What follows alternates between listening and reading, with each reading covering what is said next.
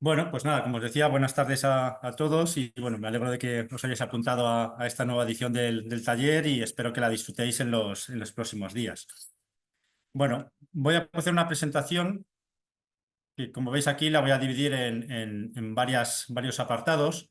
Voy a hacer una primera parte que va a ser una introducción acerca de en qué consiste la técnica de la piedra seca. Luego voy a hacer una segunda parte en la que vamos a ver más en concreto cómo son las técnicas referidas a la construcción de varios tipos de elementos con los que me imagino que estaréis trabajando en el taller, como son la construcción de un muro de separación de fincas o de un muro de sostén del terreno, y cómo se aplica también esta técnica a algunos elementos ligeramente más complejos, como la construcción pues, de un pequeño refugio, de una pequeña cabaña o de elementos similares que aparecen dispersos en el paisaje, ¿no? Luego vamos a hacer un tercer apartado en el que voy a hablaros de la inclusión de esta técnica de la piedra seca en la lista de patrimonio representativo del inmaterial del patrimonio de la humanidad de la UNESCO. Bueno, pues en qué consisten estas declaraciones, qué es lo que implica, en qué cosas se fijan para incluir determinadas prácticas en estas listas y las consecuencias o las repercusiones que puede tener este hecho, ¿no? Y la última parte haremos un repaso bastante rápido por algunos ejemplos de distintos tipos de construcciones que se suelen realizar con esta técnica en distintos territorios, ¿no? Y por último, pues un último apartado más pequeño con una serie de referencias, tanto bibliográficas como pues, documentos de vídeo, artículos o cosas que os pueden servir para ampliar información.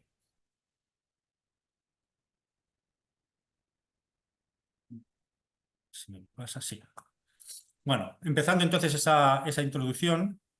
Lo primero sería hablar de qué es en concreto esta técnica de construcción, ¿no? La técnica constructiva de la piedra seca es una técnica tradicional, o sea, es una técnica que se ha empleado desde hace muchísimos, posiblemente desde hace miles de años, ¿no? Desde épocas prehistóricas, y que se va a caracterizar sobre todo por el empleo únicamente de piedra sin la adición de ningún tipo de mortero o argamasa. Eso va a ser una de las características fundamentales que lo va a distinguir de otro tipo de fábricas o otro tipo de elementos constructivos, de murarios realizados con piedra o con otros materiales, ¿no? El hecho de que no emplea más que la piedra, ¿no? No hay ningún otro tipo de elemento que sirva para unir o para amalgamar las distintas piezas de piedra. De esa forma, la solidez de las estructuras que se construyen con esta técnica se confía o se debe solamente a la correcta disposición de las piezas, ¿no? A cómo las vamos colocando, cómo las vamos encajando y aprovechando la fuerza de la gravedad para que unas vayan sosteniendo a las otras, ¿no? Hay veces que sí se emplean pues, pequeñas piedras o pues, unos elementos más pequeñitos, muchas veces llamados ripios, que sirven para acuñar los mampuestos, otras piedras que tienen una dimensión un poquito mayor y rellenar huecos, ¿no? Pero no hay ese elemento distintivo que sería un mortero, un tipo de, ahora modernamente hablaríamos de un cemento que sirva para unir estas piezas. Normalmente también esas piedras que vamos a utilizar en esta técnica son piedras que se utilizan prácticamente sin trabajar, sin labrar. A lo sumo se hace un trabajo muy somero, un pequeño golpe de maceta a lo mejor para adaptar ligeramente la pieza al hueco en el que queremos ponerla. Y son piezas generalmente de un tamaño pequeño, un tamaño reducido, un peso también pequeño, lo cual va a permitir que se manipulen por una o dos personas, ¿no? No vamos a necesitar grandes medios auxiliares para subir o para mover estas piedras.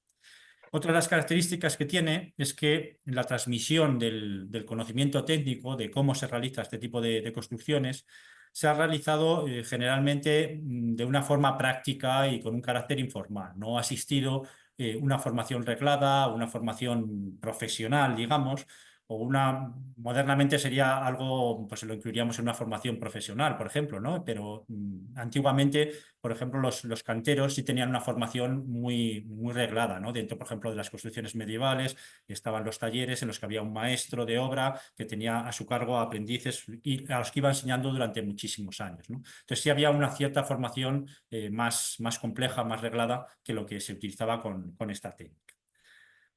Y por último tendríamos, me pasé a la anterior, me funciona mucho el pasar de una a otra. Bueno, la siguiente sería hablar de algunos términos que nos ayudan un poco a entender este tipo de construcciones, ¿no? Normalmente cuando hablamos de piedra seca estamos hablando de construcciones de mampostería. Cuando hablamos de mampostería es un término que viene del latín y que viene de manus positum, que está haciendo referencia precisamente a que son piezas de un tamaño pequeño y que se manejan de forma manual, ¿no? Que no necesitas pues, aparatos o máquinas para elevarlos y para colocarlos en su posición. Luego, también es una técnica, digamos, que permite el que lo realice gente pues, no profesionalizada. Y por otro lado, en estas mamposterías también hablaríamos de unas mamposterías irregulares, generalmente, cuando hablamos de la piedra seca. Queremos decir con esto que la forma de colocar las piedras dentro del muro no sigue una disposición estrictamente ordenada, en hiladas muy claras, ni tampoco tiene por qué seguir un orden muy estricto en cuanto a los tamaños de las piezas que colocamos, ¿no? Eso distinguiría la imagen que tenéis a la izquierda, que es una mampostería en piedra seca, de lo que tenéis a la derecha, en la que veis que ya hay unas piezas perfectamente labradas, con unas formas regulares y que responden todas a unas hiladas, en las cuales hay una superposición de piezas en orden, ¿no? Y todas de un tamaño similar, ¿no? Entonces, cuando hablamos de piedra seca, siempre estaríamos hablando de mamposterías. Puede ser más o menos ordenadas, pero no estamos hablando de este tipo de elementos que llamamos sillares que aparecen en la derecha.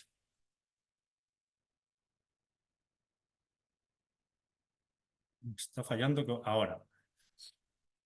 Bueno, otra de las características que distingue a esta forma de construcción es que generalmente los elementos que se construyen con la piedra seca están aprovechando el material que surge del despedregado de los campos. La técnica de la piedra seca siempre la vamos a tener asociada a ámbitos rurales, a ámbitos en los que hay campos de cultivo o en los que hay zonas de pastos.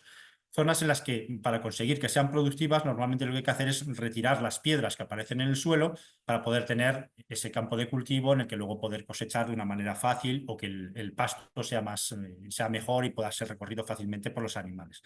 Por tanto, toda esa cantidad de materiales, de piedras que se van retirando en el campo y que muchas veces simplemente se van amontonando en un determinado lugar, son las que sirven de material de construcción para realizar muchos elementos diferentes, que pueden ser muros, pueden ser casetas, como lo veis a la izquierda.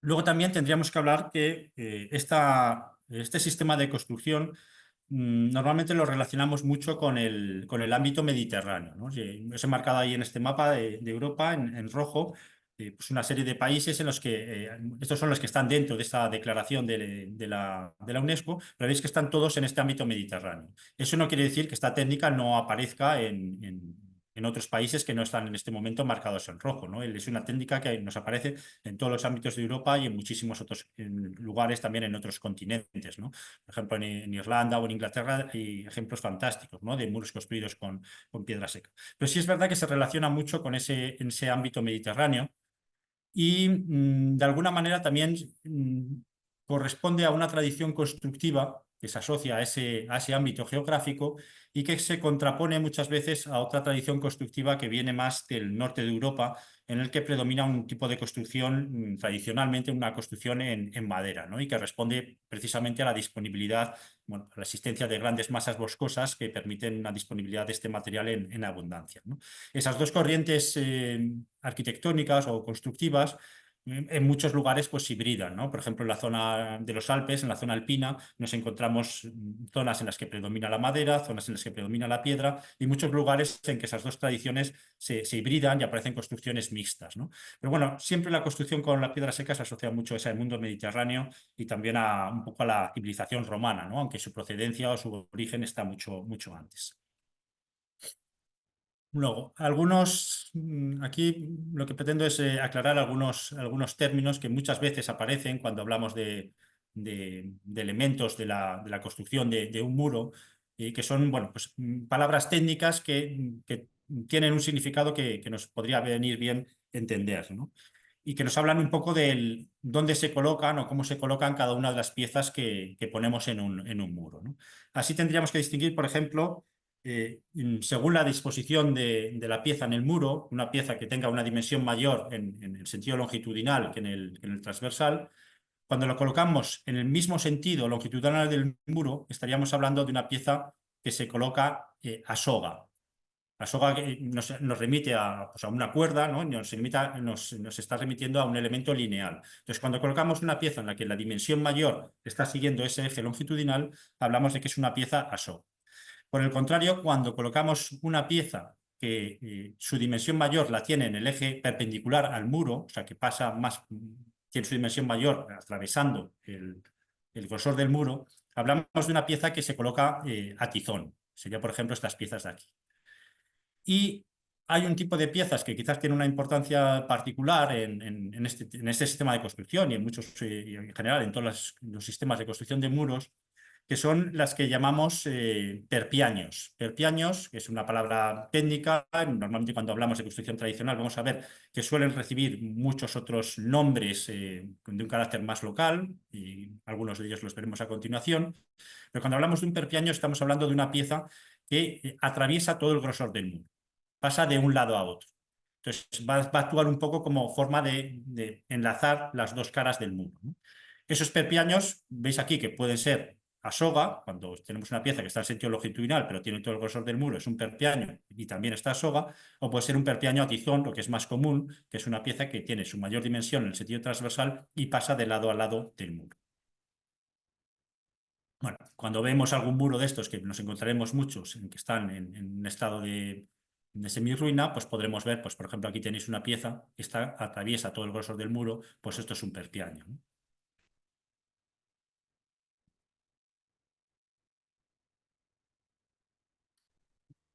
Bueno, luego en esta composición podéis ver que la apariencia física de un muro construido con piedra seca pues es tremendamente diversa dependiendo de la litología, ¿no? Del tipo de piedras, del tipo de material que hay en cada zona, ¿no? Y eso va a ser muy variable según la geografía, incluso dentro de una geografía como la de Sobrarbe vamos a tener una variedad de litologías muy grandes, ¿no? Con lo cual vamos a encontrar modelos de constructivos muy diferentes de unos lugares a otros, ¿no? Por ejemplo, aquí veis una combinación de piezas de granito con otras de areniscas rojas del Permotrías.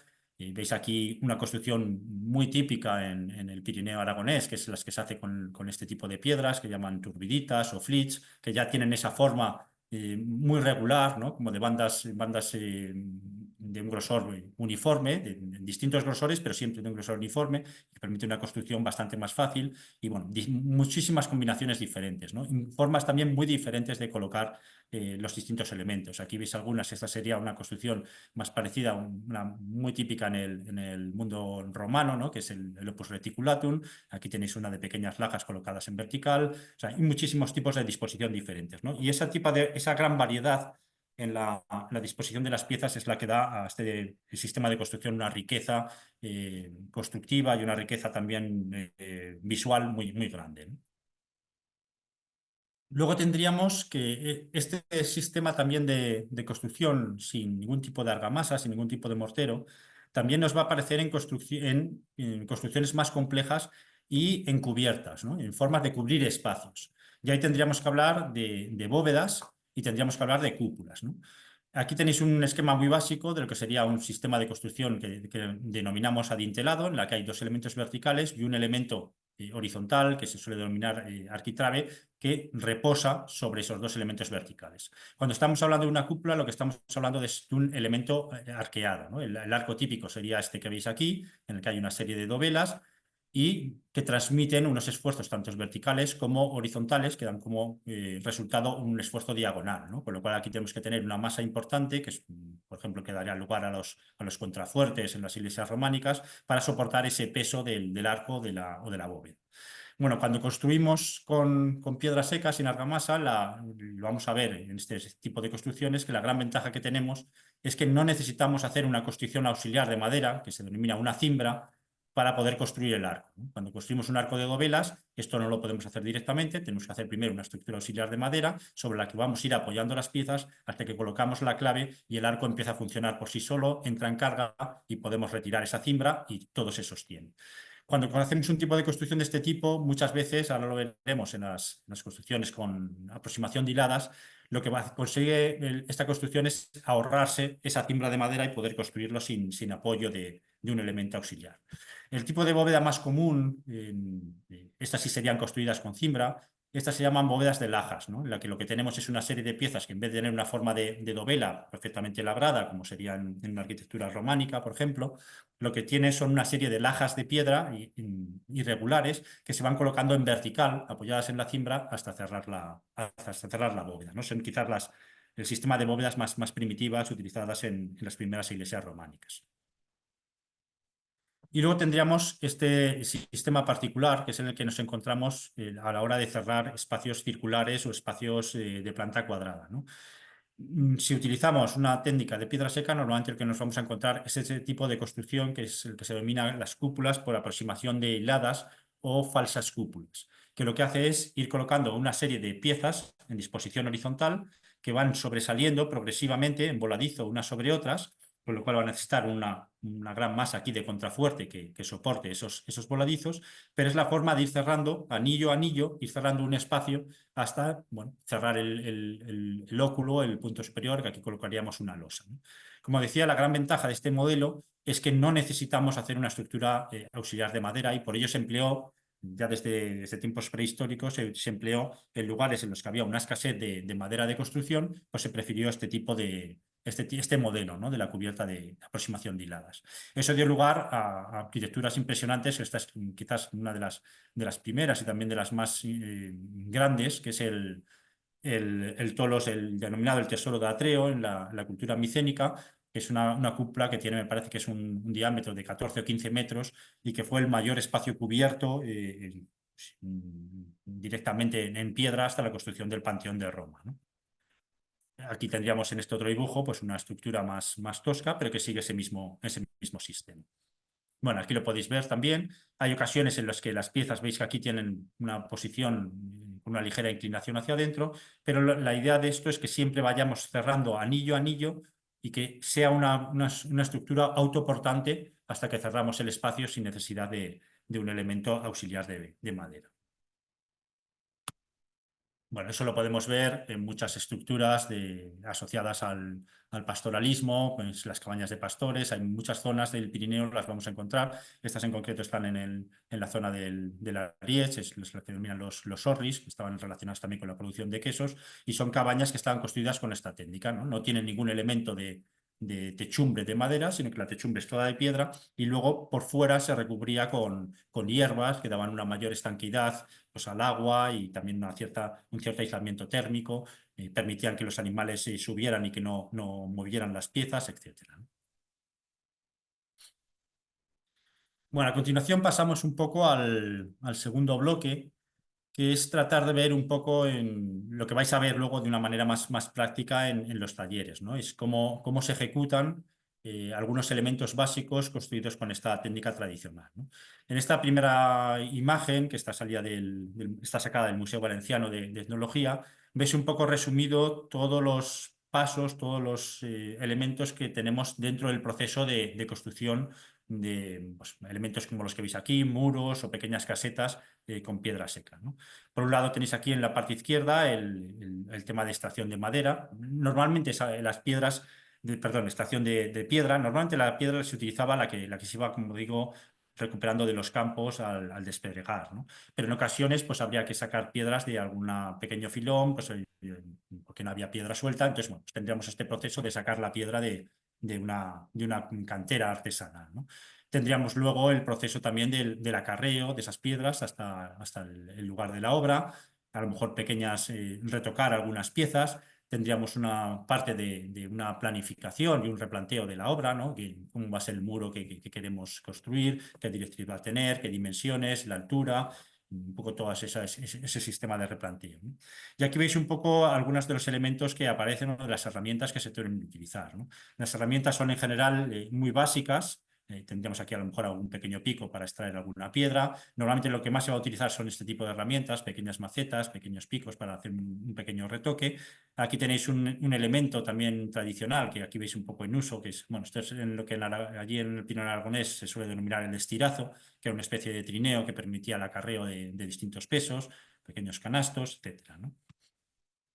Bueno, si lo vemos en un poco más de detalle, tendríamos aquí algunas de las herramientas básicas, ¿no? Pues tendríamos herramientas de extracción de la piedra en caso de que fuera necesario, pues pequeñas barrenas o palancas de cantero, normalmente metálicas, algunos picos o alcatanas.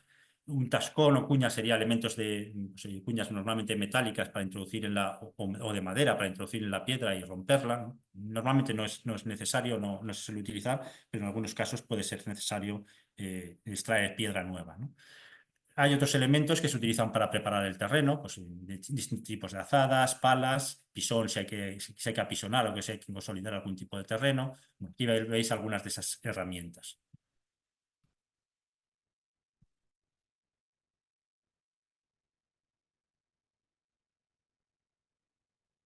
No sé qué le pasa, que me cuesta pasar de una a otra. Ahora ya está. Bueno, otros elementos relacionados con el transporte de material. De forma tradicional, pues utilizaban canastos o capazos que estaban realizados con materiales como esparto, palma, bueno, con elementos extraídos también del propio campo. Os hablaba del estirazo. Normalmente en, en Castilla o en otros ámbitos se habla de la narria. Es exactamente el mismo elemento, ¿no? Esa especie de armazón de madera más o menos con forma de trineo, ¿no? Y tendríamos también pues, las angarillas o portaderas para utilizar animales de carga. Bueno, los elementos típicos que se utilizaban en el ámbito rural tradicional para realizar todo tipo de transportes, ¿no? No solo de la piedra, sino pues, de abonos, de heno, de cualquier otra cosa, ¿no? Para trabajar la piedra, como os he dicho, lo más básico y lo que más se utiliza es la maza, ¿no? Eh, una maza de este estilo que nos sirve un poco para colocar alguna pieza o hacer un pequeño retoque, ¿no? Una maza, una maceta, y luego habría elementos más específicos, pues pequeños cinceles, escarpeles, punteros, elementos que se utilizarían de una forma mucho más puntual o si se quiere hacer una construcción más cuidada, ¿no? También tendríamos los cordeles o tendeles que servirían para hacer el replanteo de la obra, que bueno, no siempre se hace, depende un poco del el cuidado con el que se quiera hacer un muro, pero bueno, siempre está a bien tenerlos en cuenta, ¿no? Luego hay algunas recomendaciones también a la hora de, bueno, que hemos dicho que son piezas de pequeño tamaño, hablamos de mampuestos que pueden ser acarreadas por una o como mucho dos personas, no dejan de ser elementos pesados y hay que tener algunas precauciones en su manejo, ¿no? Pues, la forma de elevar las piedras, ¿no? No tirar de riñones de esta forma, sino agacharse, cómo apoyarse a la piedra, cómo acarrear en esa especie también como de camilla o estirazo, al acarrear un conjunto de piedras, o cómo a medida que vamos subiendo en el muro, pues cuando queremos colocar piedras de un tamaño más grande, y muchas veces las que van a tener el remate del muro, nos va a interesar que sean piezas relativamente grandes, cómo podemos subirlas a su posición sin lastimarnos físicamente, ¿no? Pues bueno, pues se puede utilizar un madero, se va volcando sobre ese madero y se va colocando en su posición. Bueno, vamos a ver dos tipologías básicas que creo que serán las que normalmente hemos estado realizando en los talleres y supongo que serán las que trabajéis, que serían, por un lado, la construcción de muros de separación de fincas, que serían muros, podríamos denominar exentos, o sea, muros que tienen dos caras, que sería este tipo de construcción. Esta es una imagen, parece que no es de Sobrarbe, pero es muy cercana, es en la zona de Rodellar, en la zona de Cheto, y aquí veis pues, estos muros de piedra seca que sirven para delimitar un camino y separarlo de bueno, antiguas fincas que, como veis, ya están completamente abandonadas y llenas de matorral. ¿Cómo hacemos un muro de este estilo, ¿no? Como digo, son muros que tienen dos caras y tienen un proceso constructivo que es el que iremos viendo un poco, ¿no? Lo primero sería un poco concebir ese muro, definir un poco la forma que queremos que tenga. Y la primera operación que vamos a hacer físicamente es la preparación del suelo, ¿no? Vamos a necesitar una somera cimentación. Normalmente esa cimentación es una cimentación que tiene pocos centímetros, a lo mejor unos 20-30 centímetros de profundidad, pero sí que nos va a interesar que tenga una anchura algo mayor que el grosor del muro que aparece en superficie, ¿no? Como veis, aquí hay una ligera diferencia en la que bueno, pues la cimentación es ligeramente más ancha, ¿no? Luego podríamos determinar más o menos cuáles van a ser las cotas del muro, ¿no? Esto va a depender muchísimo del material que haya en cada lugar y es una cosa bueno, se ha hecho siempre de una forma práctica, en base a la experiencia y más o menos en cada lugar te van a saber decir un poco cómo van a ser esas dimensiones. Pero como regla general tendríamos que la anchura del muro debería ser en la base más o menos la mitad de su altura, ¿no? Por ejemplo, aquí tendremos un muro de 1,5 metros de altura, pues entonces más o menos sabemos que la base va a tener que tener unos 75 centímetros, ¿no? Eso es como regla general. Ya digo que va a depender mucho del tipo de piedras, del material que haya en cada lugar. De esa forma determinaríamos también la sección del muro y vamos a tener en cuenta también que normalmente los muros construidos con esta técnica de piedra seca van a tener una ligera inclinación hacia el interior, de forma que la anchura va a ser más grande en la base del muro que en la coronación. Si veis, bueno, pues hay una diferencia progresiva en la que aquí pasaríamos de 75 centímetros en la base a 55 en la culminación, ¿no? Eso lo que va a proporcionar es una mayor solidez al muro, el tener una base más amplia, con mayor peso y que el peso se vaya aligerando en la parte superior. Lo que os comentaba antes, se pueden usar cordeles o de tendeles para mantener las líneas rectas y la horizontalidad de las distintas hiladas. A veces se utilizan estas pequeñas plantillas que nos sirven un poco para guiarnos en la dimensión de la sección del muro, pero muchas veces esto se realiza de una forma mucho más directa sin necesidad de estos replanteos. Luego también es importante recalcar, y eso lo veréis muy claramente en los talleres, cómo es necesario preparar el material que vamos a utilizar de una manera ordenada a ambos lados del muro y clasificando las piedras por distintos tamaños y grosores, ¿no? Las piezas que van a tener el grosor completo del muro, las que antes os denominaba perpiaños, las que van a tener aproximadamente 3/4 partes del grosor del muro, las de la mitad, los ripios, esas piezas más pequeñas que nos permitían acuñar unos elementos con otros, todo eso tenerlo separado y tenerlo bien ordenado y ligeramente alejado del espacio de trabajo para no estarnos tropezando con las piedras. Bueno, la cimentación, lo que os he comentado, ¿no? Y si no disponemos de un sustrato de roca firme en la que apoyar directamente el muro, pues hay que hacer esa pequeña zanja de cimentación y colocar unas piedras lo más grandes posibles en esa zanja como base sobre la que levantar el muro. Si tenemos un suelo inclinado, cosa que es lo más habitual en los territorios de montaña, lo que no podemos hacer tampoco es levantar directamente el muro sobre ese plano inclinado. Lo que vamos a hacer es cambiar el terreno y hacer un levantamiento de forma que vamos haciendo pequeñas terrazas o pequeños tramos en los que apoyamos el muro sobre elementos horizontales. Otra precaución que tenemos que tener es esta que veis aquí, que es evitar colocar piezas a soga en la cimentación. O sea, en la cimentación lo que nos va a interesar más es colocar piezas lo más grandes posibles y siempre que podamos ocupando el grosor completo del muro, ¿no? Evitando piezas que están situadas en esta manera, en la que solo ocupan la mitad del grosor y que pueden dar lugar a que al final el muro esté apoyándose más en uno en otro, esas piezas van a ceder y van a terminar tumbándonos el muro.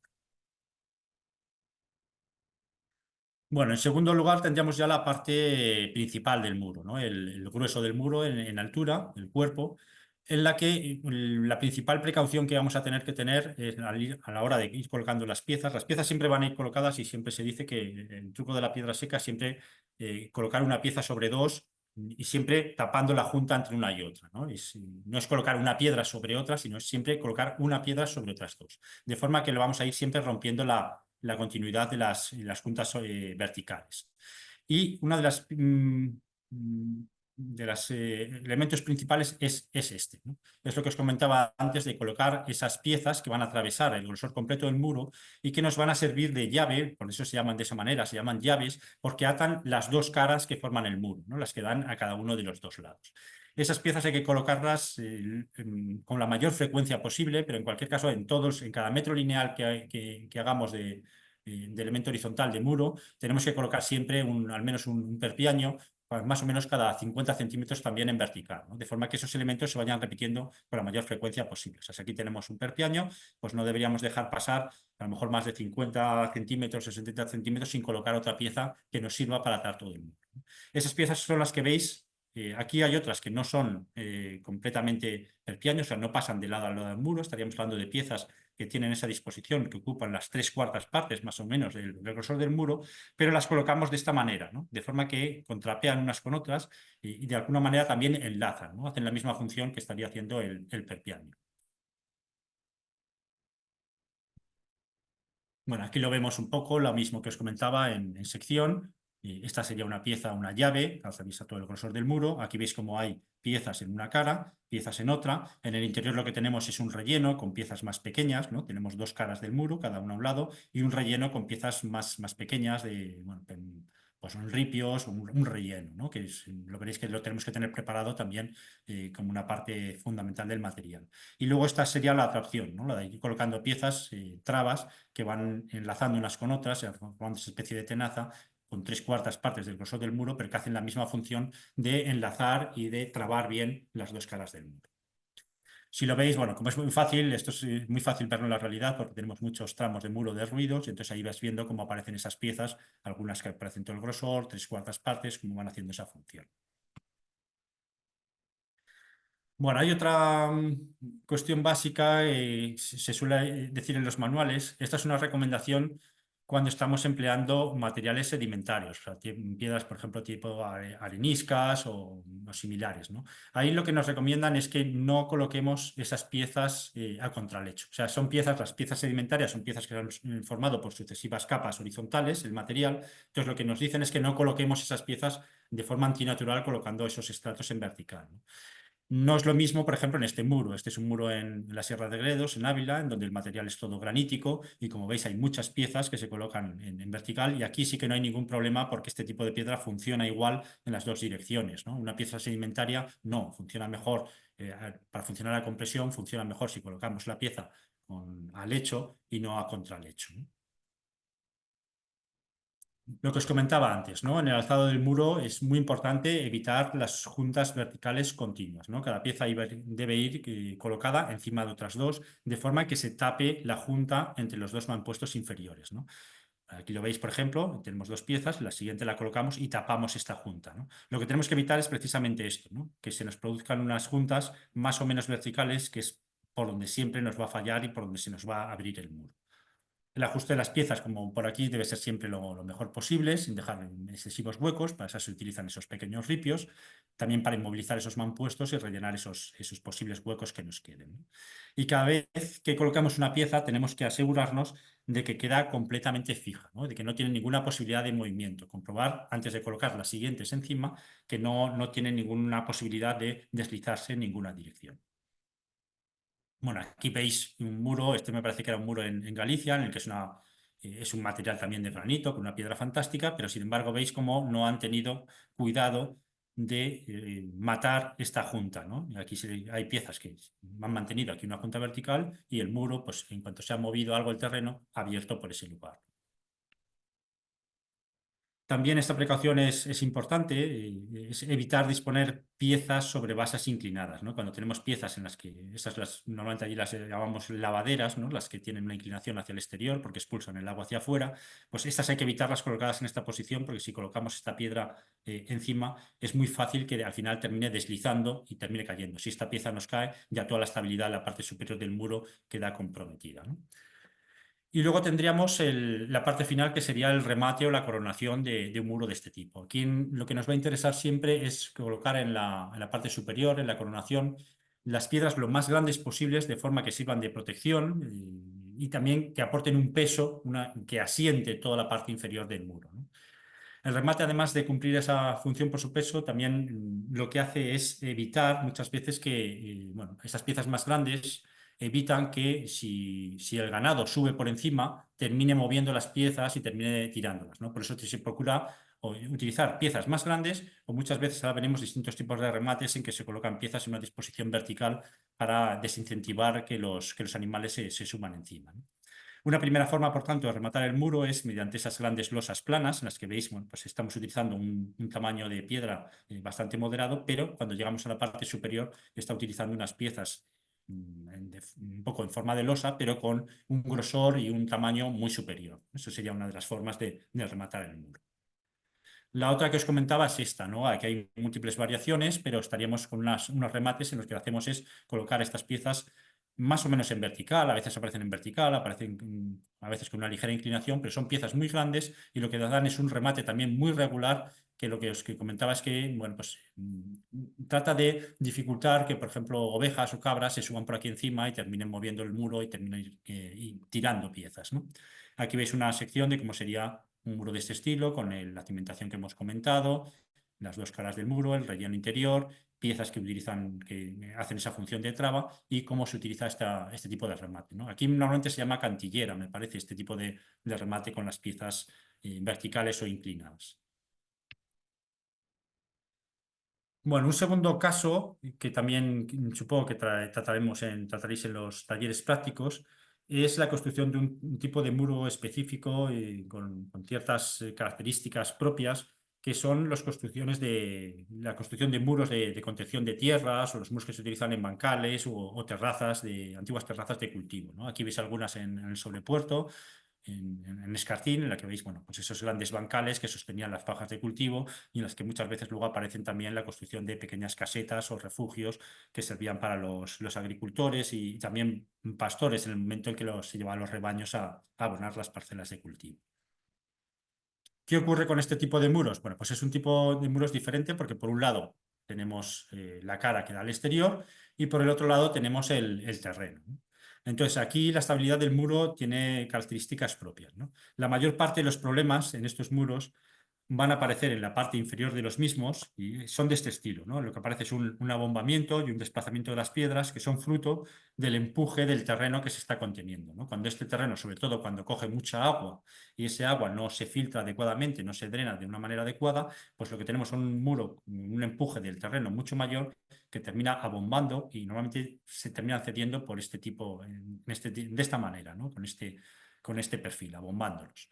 El muro contiene el empuje del terreno, pero se dilata y aumenta el peso, como digo, cuando se encuentra saturado de agua y ese empuje es el que, bueno, pues añadido al peso propio del terreno, pues termina derribando los muros. Por ello, bueno, aquí veis un poco el resultado, ¿no? Son muros de contención también de terrazas y, bueno, pues lo que ocurre es que al final todo este terreno termina derribando y, bueno, pues derriba un tramo, ¿no? Esta también es una de las ventajas que tiene este tipo de construcción de la piedra seca, ¿no? Cuando cede un muro de este tipo, cede puntualmente, cede en un tramo, aquí se nos ha caído toda esta parte, que es donde ha habido un problema, pero el resto del muro permanece en su lugar, ¿no? Si nosotros esto lo hubiéramos hecho con un muro de hormigón, un muro mucho más homogéneo, que trabaja de forma conjunta, lo que ocurre es que cuando falla completo, ¿no? Se nos habría caído no solamente este tramo del muro, sino se nos habría caído un muro muchísimo más grande, ¿no? Porque actúa de una manera homogénea. Aquí estos muros actúan de una manera mucho más orgánica y permiten que el daño sea mucho menor, sea puntual y sea reparable. Bueno, aquí tendríamos un poco cómo funcionan este tipo de muros, ¿no? Tenemos cosas que son similares, vamos a necesitar también una base de cimentación. Normalmente aquí lo que vamos a hacer es que este tipo de construcciones van a tener una ligera inclinación hacia adentro, hacia la parte del terreno. Veis cómo se desploma de la vertical y tiene una cierta inclinación. Vamos a buscar incluso que esa base de cimentación también tenga esa misma inclinación hacia adentro, de forma que todo el peso acompañe hacia el terreno.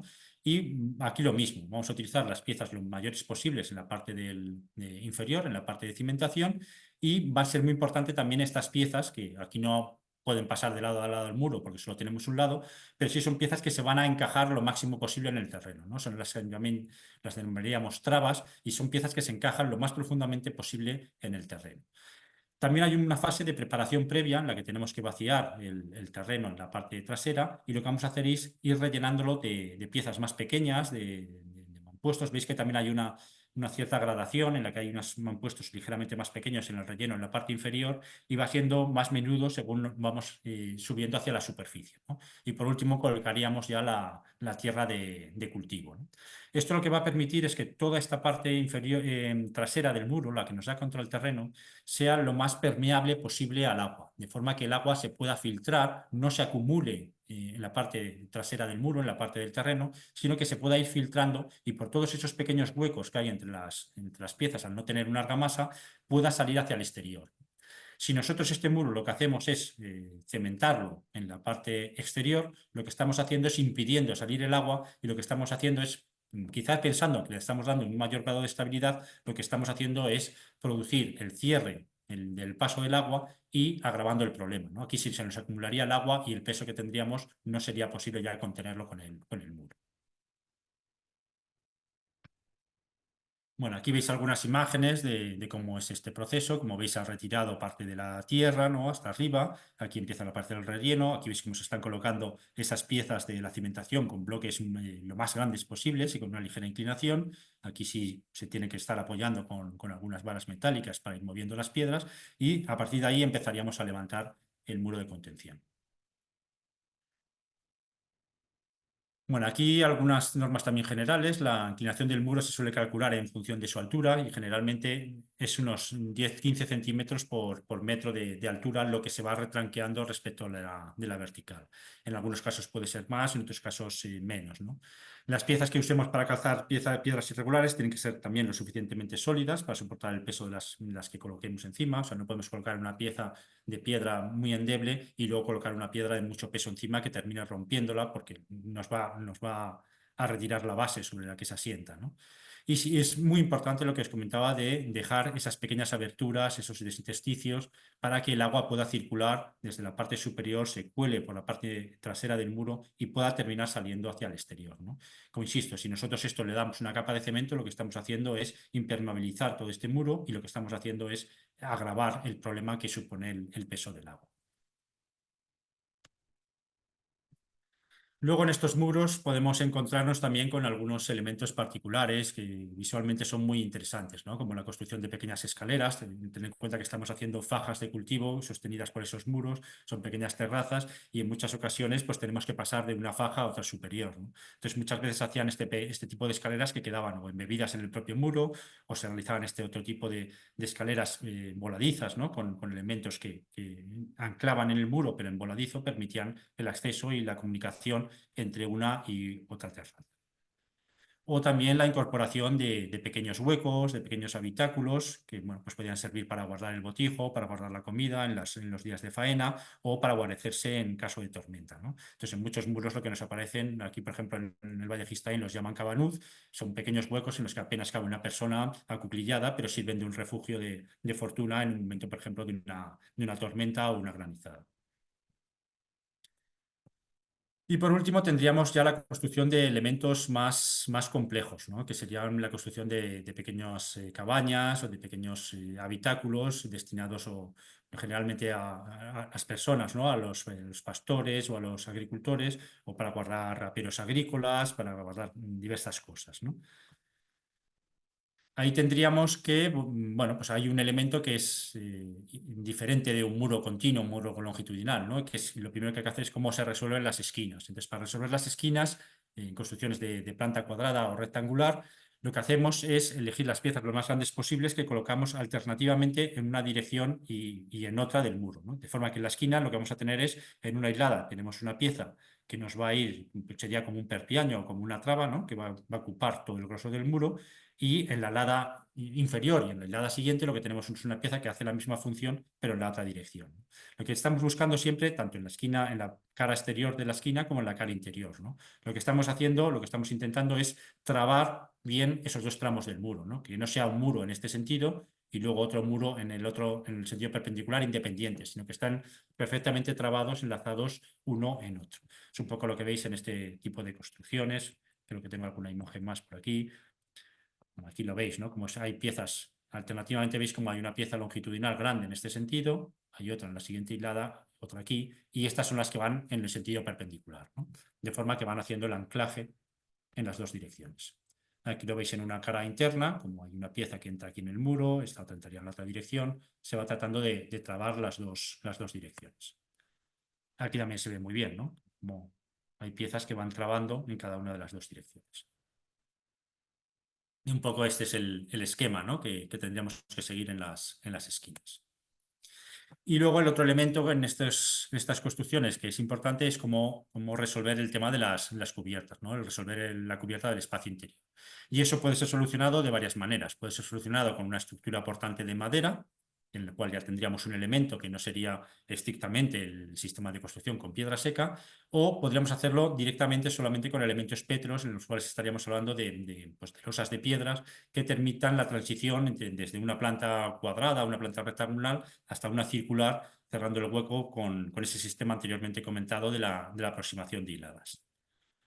Bueno, aquí tenemos un ejemplo del primer caso, en la que tenemos una estructura auxiliar de madera, en la que bueno, pues aquí apareció un pilar, aparece una viga cumbrera y aparece luego una serie de vigas que van haciendo los faldones o pares que van haciendo los faldones, ¿no? Y sobre eso sí es verdad que ya tenemos colocado un elemento pétreo, que son losas de piedra que hacen la cubrición exterior del espacio.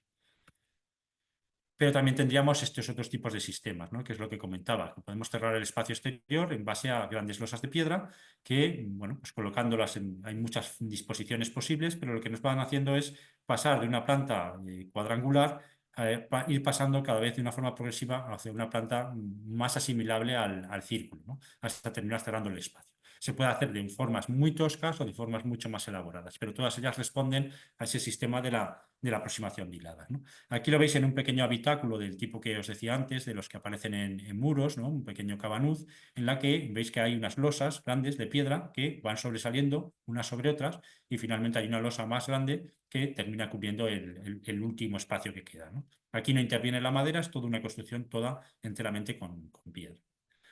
Eso nos podría dar lugar a construcciones ya más sofisticadas. No son muy habituales en la comarca de Sobrarbe, hay otras comarcas vecinas que tienen muchas más construcciones de este tipo, pero sí hay ejemplos muy interesantes. Aquí tenéis una en Erípol, que es una caseta construida enteramente en piedra con ese sistema de la aproximación de hiladas.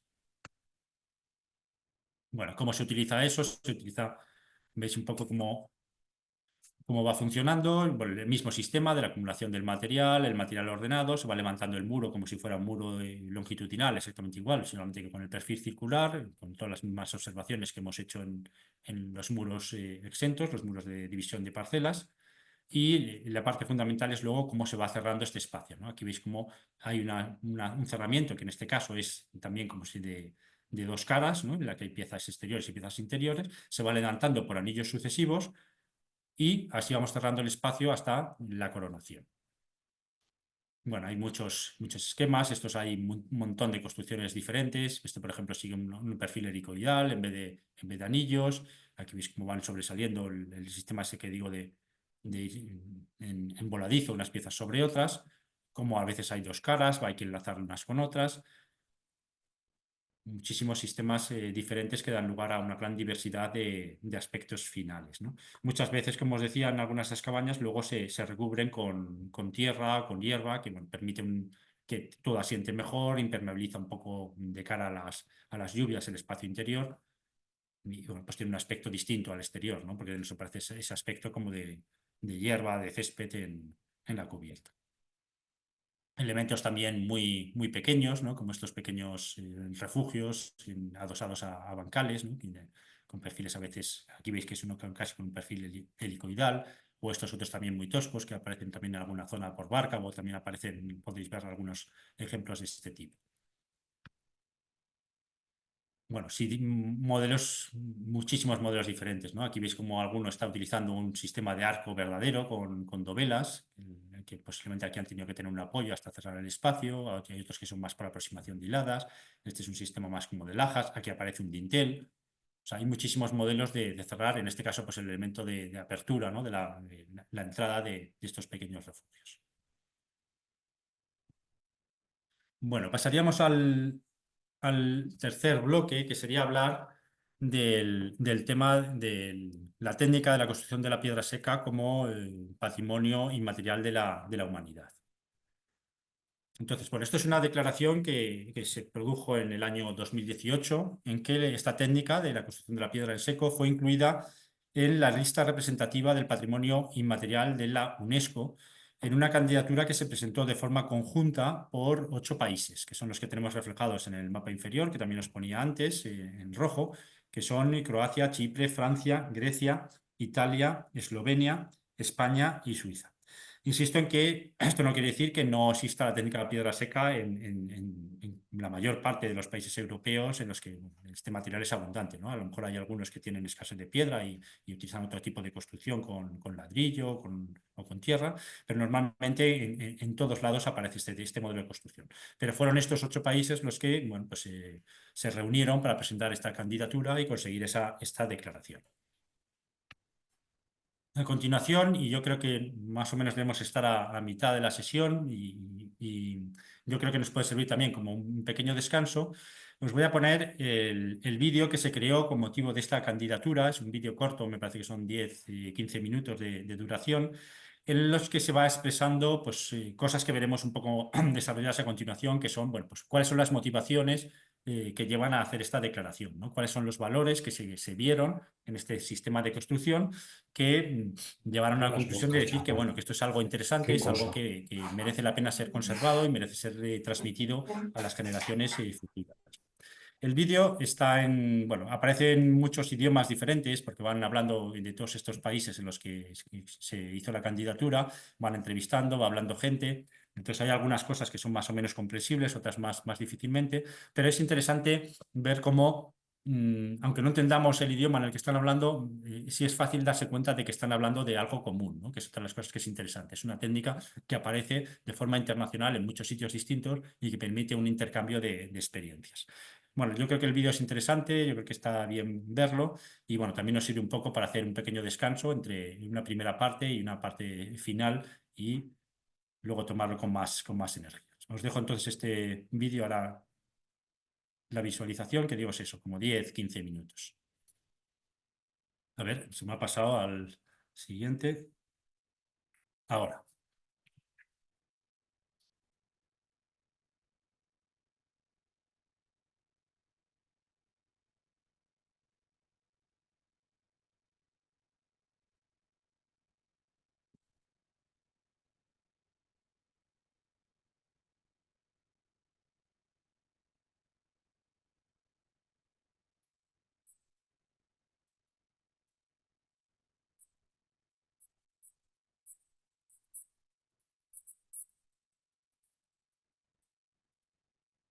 Sí, parece que hay problemas con el vídeo, Carlos. Decirme en el chat si vosotros lo veis bien. ¿No se oye bien? No, no se ve bien, se ve entrecortado y, ahí no, y apenas se oye. No Voy a sé, ¿qué intentar. hacemos? ¿Lo tienes tú para ponerlo allí o...? Sí, sí, sí, voy a proyectarlo desde mi ordenador, voy a probar, ¿vale? Vale, pues vamos a probar y si no, bueno, como es algo que está dentro de que se puede mandar fácilmente el enlace, se puede ver en cualquier otro momento. O sea, si vemos que es difícil, pues lo pasamos y que cada uno lo pueda cuando quiera. Vale, voy a probar a proyectarlo desde aquí y si no, pues lo que dices, pasar el enlace a continuación y que lo vean tranquilamente. Te va a soltar la compartición de pantalla, ¿vale? Vale, Luego la perfecto, sí. vuelves a poner. Ok.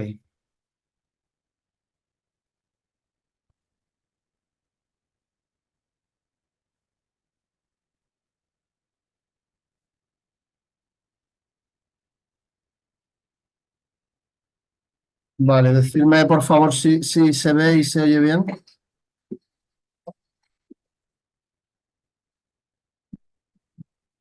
Si me podéis decir por el chat, por favor, si lo estáis escuchando y viendo. Y si no, Yo mandaremos el lo veo, enlace. pero no, bueno, no lo tienes en pantalla completa, pero no se escucha, yo creo. Yo también es que tengo el sonido muy bajo, o sea, no sé si lo oirán.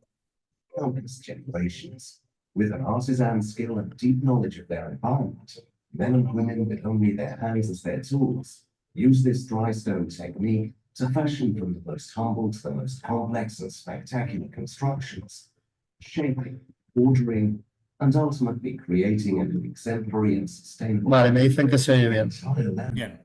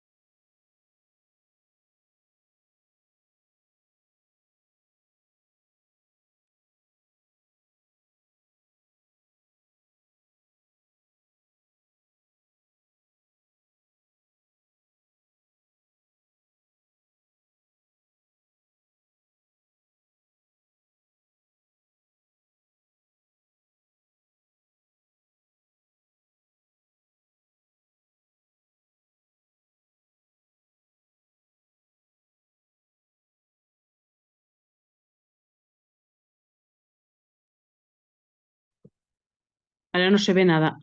Creo que se ha bloqueado, ¿no? Sí. Se ha parado el vídeo, me parece.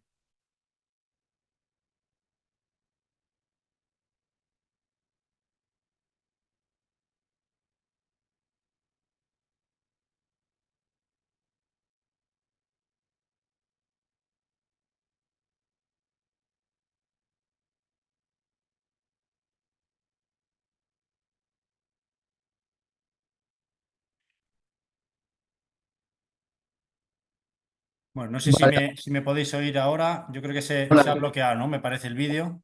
hola, Carlos. Sí, no solo el vídeo, se ha ido un momento la conexión aquí en... Bueno, yo creo que si no lo que hacemos es, bueno, yo creo que más o menos lo tenéis localizado donde está el vídeo. De todas formas, mandaremos el enlace y, y si no pasamos a la siguiente parte y que cada uno, yo sí lo recomiendo que en la medida que podáis lo veáis porque yo creo que es un resumen muy bueno de todas las cosas que vamos a ver a continuación con imágenes y se ve muy bien el ambiente de cómo son los talleres, ¿no? En distintos, un poco el mismo ambiente que vais a encontrar en los talleres allí en Sobrarbe, pues en otras zonas del mundo, ¿no? Y yo creo que eso es bonito verlo. Pero si no, yo creo que seguimos entonces con la presentación y así nos queda un poquito más de tiempo luego si hay preguntas o si hay un poco de debate. De acuerdo, Carlos. Bueno, pues nada, en esta parte decía que os quería comentar un poco en qué consiste todo el tema este de la declaración, y, bueno, cómo funcionan estas declaraciones de la UNESCO, cuáles son los objetivos que tienen y cómo funcionan, ¿no? Entonces, como os decía, la Convención de la Organización de las Naciones Unidas, que es para la UNESCO, que es la Organización de las Naciones Unidas para la Educación, la Ciencia y la Cultura, incluyó esta técnica, este sistema, este saber tradicional, los conocimientos y técnicas del arte de construir muros en piedra seca, en su lista representativa del patrimonio inmaterial y lo hizo en 2018, ¿no? Hacen una reunión anual, cada vez es en un lugar del mundo. Se reúne el Comité Intergubernamental de Salvaguarda del Patrimonio Cultural Inmaterial y bueno, pues hay una serie de candidaturas presentadas por distintos territorios, por distintos países o por distintos países en conjunto, como en este caso la técnica de la piedra seca, que es una declaración conjunta de una serie de países. En este caso, como os decía, Croacia, Chipre, Francia, Grecia, etcétera, ¿no? Y bueno, pues se declaró entonces en 2018. ¿Qué es esta lista representativa del patrimonio cultural inmaterial? Bueno, pues es bueno, pues una lista, una serie de expresiones culturales que ilustran la diversidad del patrimonio inmaterial y que contribuyen a crear una mayor conciencia de la importancia que tiene ese patrimonio, ¿no? Bueno, que es interesante mantenerlo y perpetuarlo o continuarlo en el futuro, en las siguientes generaciones, ¿no? Es una lista, por tanto, que va creciendo año a año, ¿no? En estas reuniones anuales, pues hay un montón de candidaturas nuevas, algunas se aprueban, otras no se aprueban o se remiten a mejorarlas. Y ahora, en la actualidad, cada año que hacemos este taller, pues tenemos que actualizar los datos porque cada año hay más elementos, ¿no? Actualmente hay 611 elementos declarados en esta lista y estos 611 elementos corresponden con 140 países diferentes, ¿no? Como digo, muchas de ellas son conjuntas entre varios países, ¿no? No solamente en uno. El objetivo de la lista, como digo, es dar a conocer mejor ese patrimonio cultural inmaterial, que es concienciar a la población de su importancia y al mismo tiempo proporcionar o propiciar, digamos, formas de diálogo que respeten la diversidad cultural, ¿no? Eso yo creo que queda bien representado en el vídeo como, bueno, pues al final están hablando de lo mismo con distintos idiomas y estamos viendo que todos están haciendo algo con una técnica muy similar y eso propicia el intercambio de experiencias, ¿no? Esto lo podéis ver todo me parece que lo tengo aquí, si consultáis las páginas de la UNESCO, me parece que, a ver si puedo, no sé si podría pasar a verla, no sé ahora cómo abrir aquí, no sé si puedo compartir, a ver, aquí tenéis la página en la que podéis, Ahora no, ahora sí. ahora aparece, ¿no? Aquí tenéis la página de la UNESCO en la que, bueno, podéis explorarla y ver un poco, bueno, pues se explica un poco en qué consiste todo el tema del patrimonio cultural inmaterial, las distintas, aquí tenéis, por ejemplo, el tema de las listas, en las que podéis hacer una búsqueda por distintos factores, por países o por determinados elementos y os aparecen las cosas que van apareciendo. Bueno, voy a volver a presentación y os voy comentando algunas cosas, ¿no? ¿Qué requisitos tiene que tener una representación cultural para bueno, ser candidata a esta lista de patrimonio inmaterial? Bueno, pues en primer lugar tiene que corresponder a lo que definimos como patrimonio cultural inmaterial, ¿no? Que eso se define en el artículo 2 de la Convención y habla de un patrimonio cultural inmaterial o patrimonio vivo. Ahí se está refiriendo a prácticas, expresiones, saberes o técnicas que son transmitidas por las comunidades de generación en generación, ¿no?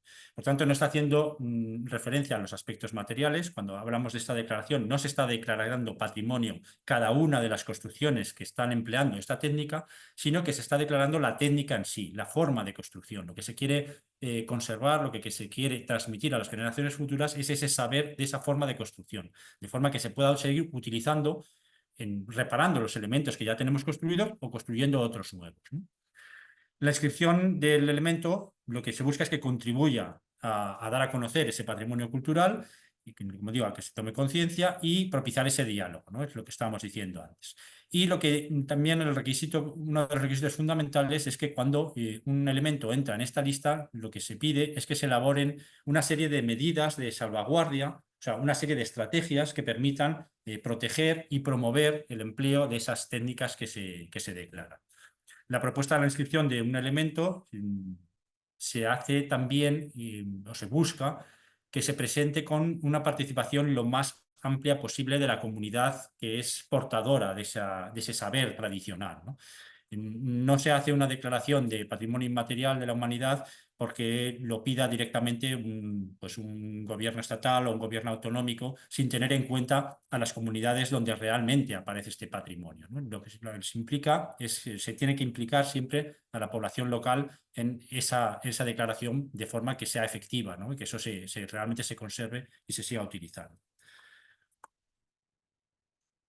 Y otro de los requisitos es que para entrar en esta lista de patrimonio de la UNESCO, sí se solicita que previamente ese mismo elemento, esa misma técnica, saber o expresión tradicional figure previamente en un patrimonio de la cultura inmaterial del propio territorio, del Estado, de la comunidad autónoma, que en el caso de España, que lo solicite, ¿no? O sea, no se puede solicitar directamente una declaración de la UNESCO si previamente no ha habido ya un reconocimiento por parte del propio Estado, de la propia comunidad.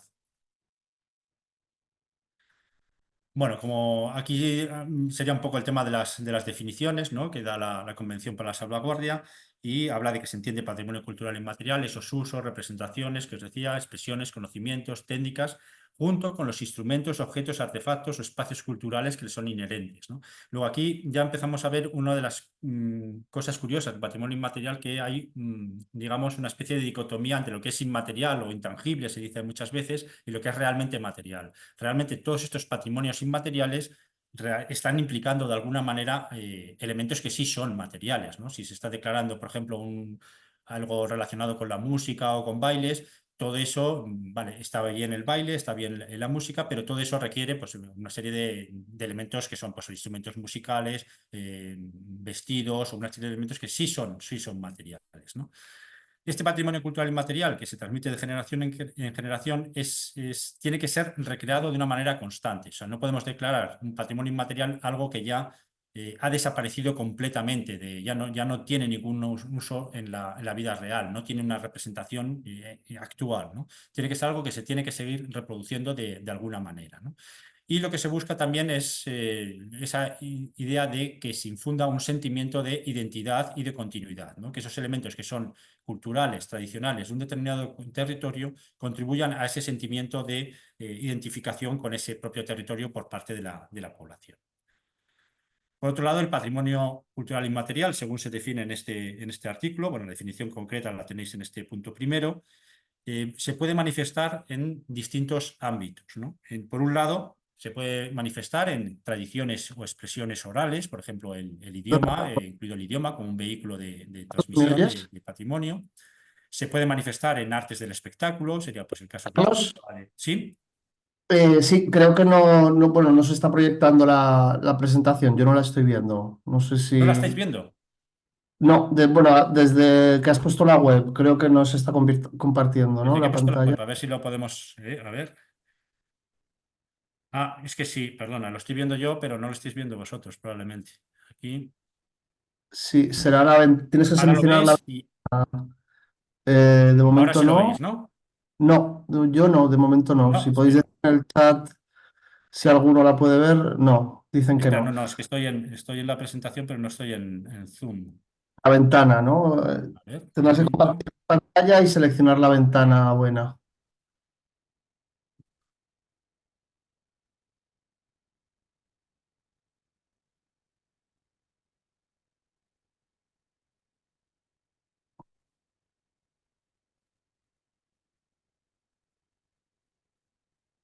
¿Ahora podéis ver pantalla o no? No.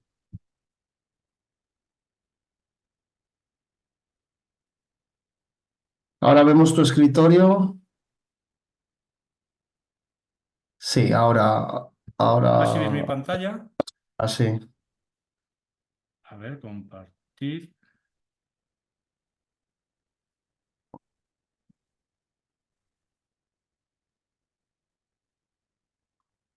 ¿La podéis ver ahora o no? Sí, ahora sí. Ahora sí, O bien, sea que ha Carlos. sido, me parece, desde esta anterior. Bueno, he comentado estos requisitos. Luego, como tenéis de todas formas la presentación en PDF, pues el que le interese lo puede repasar o puede acudir a las páginas de la UNESCO donde está sacado todo esto, ¿no?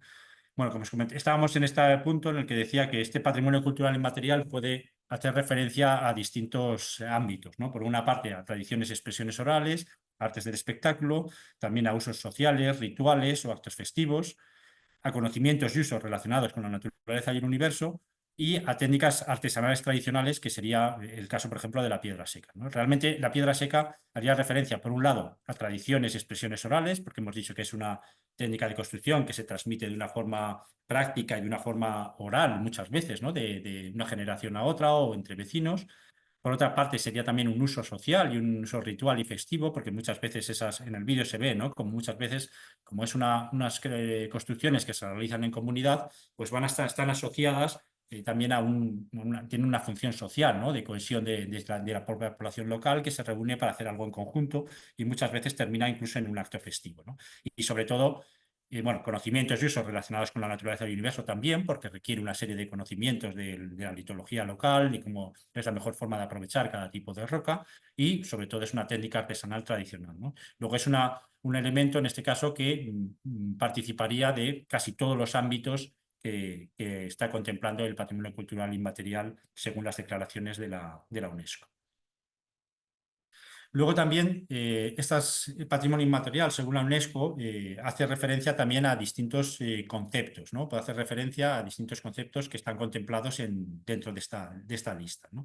De esos conceptos, la construcción en piedra seca tendría dentro de los principales, estaríamos hablando de habilidades técnicas, estaríamos hablando de piedra de construcción, estaríamos hablando de roca, todo eso son como etiquetas o elementos que aparecen en estas declaraciones, ¿no? En las declaraciones de cada uno de los elementos.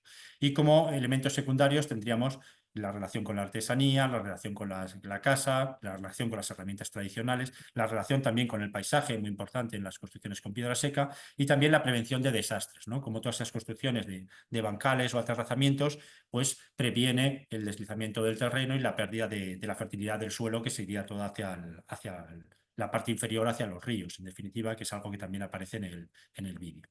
Luego también en estas declaraciones aparece el concepto de los biomas, ¿no? Ahí estaríamos que la piedra seca nos aparece casi en cualquier lugar. Nos aparece relacionada con ámbitos de montaña, nos aparecen en agrosistemas o en lugares en los que aparece relacionados con la agricultura, nos aparecen áreas marinas, costeras, insulares, etc., ¿no? Luego aparecen muchos ámbitos diferentes. Luego también habría que comentar que además de esta lista de elementos representativos, la misma Convención de la Salvaguardia del Patrimonio Cultural Inmaterial de la UNESCO configura otras dos listas importantes, que son la lista del Patrimonio Cultural Inmaterial, que requiere medidas urgentes de salvaguarda, o sea, son elementos que están en grave riesgo de desaparición, y en este caso es una lista que tiene muchos menos elementos, tiene solamente 82 elementos, y que están en 44 países diferentes, y en este caso no tenemos ninguno en España, ¿no? Y luego estaría el registro de buenas prácticas de salvaguarda, que sería, bueno, pues una lista que tiene como objetivo examinar ejemplos prácticos de lugares en los que se ha hecho una labor que se considera ejemplar de conservación de algún elemento de patrimonio inmaterial, ¿no? Ahí aparecen 37 elementos diferentes en esta lista que se corresponden con 32 países diferentes, y tenemos 4 que están en España, ¿no? Que son el Centro de Cultura Tradicional, este proyecto pedagógico en Pusola, bueno, los tenéis aquí. La rehabilitación del saber tradicional de la Cal en Morón de la Frontera, Morón de la Frontera, en Sevilla, etc., ¿no? Hay 4 elementos diferentes que están reconocidos con esta declaración. En cuanto a la que nos ocupa y en la lista más extensa, y es donde encontramos la construcción con piedra seca, en el caso de España, en la actualidad tenemos ahora mismo ya registrados un total de 21 elementos diferentes, ¿no? De los cuales 7 de ellos, entre los que está la construcción con piedra seca, son de carácter internacional. O sea, no se corresponden solamente con el territorio de un país, sino que son declaraciones que responden a candidaturas presentadas por un conjunto de países al mismo tiempo, ¿no?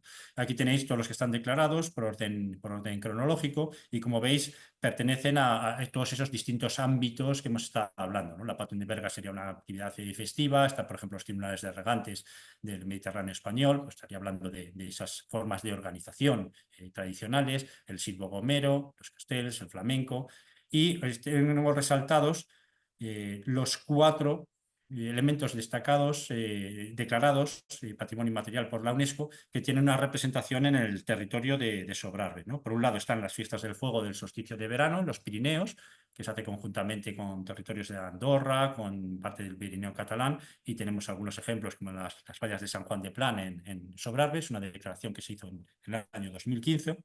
Tenemos la piedra seca en 2018, y de forma más reciente se han declarado también la maderada, que es el transporte de madera por los ríos. En lo que tenemos en Sobrarbe son las navatas, pero que es algo que se produce también en muchos otros países europeos, y es una declaración conjunta, una declaración internacional del año 2022. Y la más reciente, en el año 2023, es la declaración de la transhumancia, el desplazamiento estacional de los rebaños, que realmente tenía una declaración previa del año, creo que si no me equivoco, de 2019, pero que solo había implicado a 3 países, que no sé si eran Suecia, no me acuerdo muy bien, de Suecia no, perdón, Suiza, y no sé, eran algunos más del ámbito alpino, pero no había tenido esa candidatura, no se había presentado en otros territorios mucho más representativos quizás de la cultura transhumante, como serían España, Italia, Grecia, etcétera, ¿no? Entonces, en esa declaración ya sí se incluyen todos estos países, y es la más reciente del año 2023.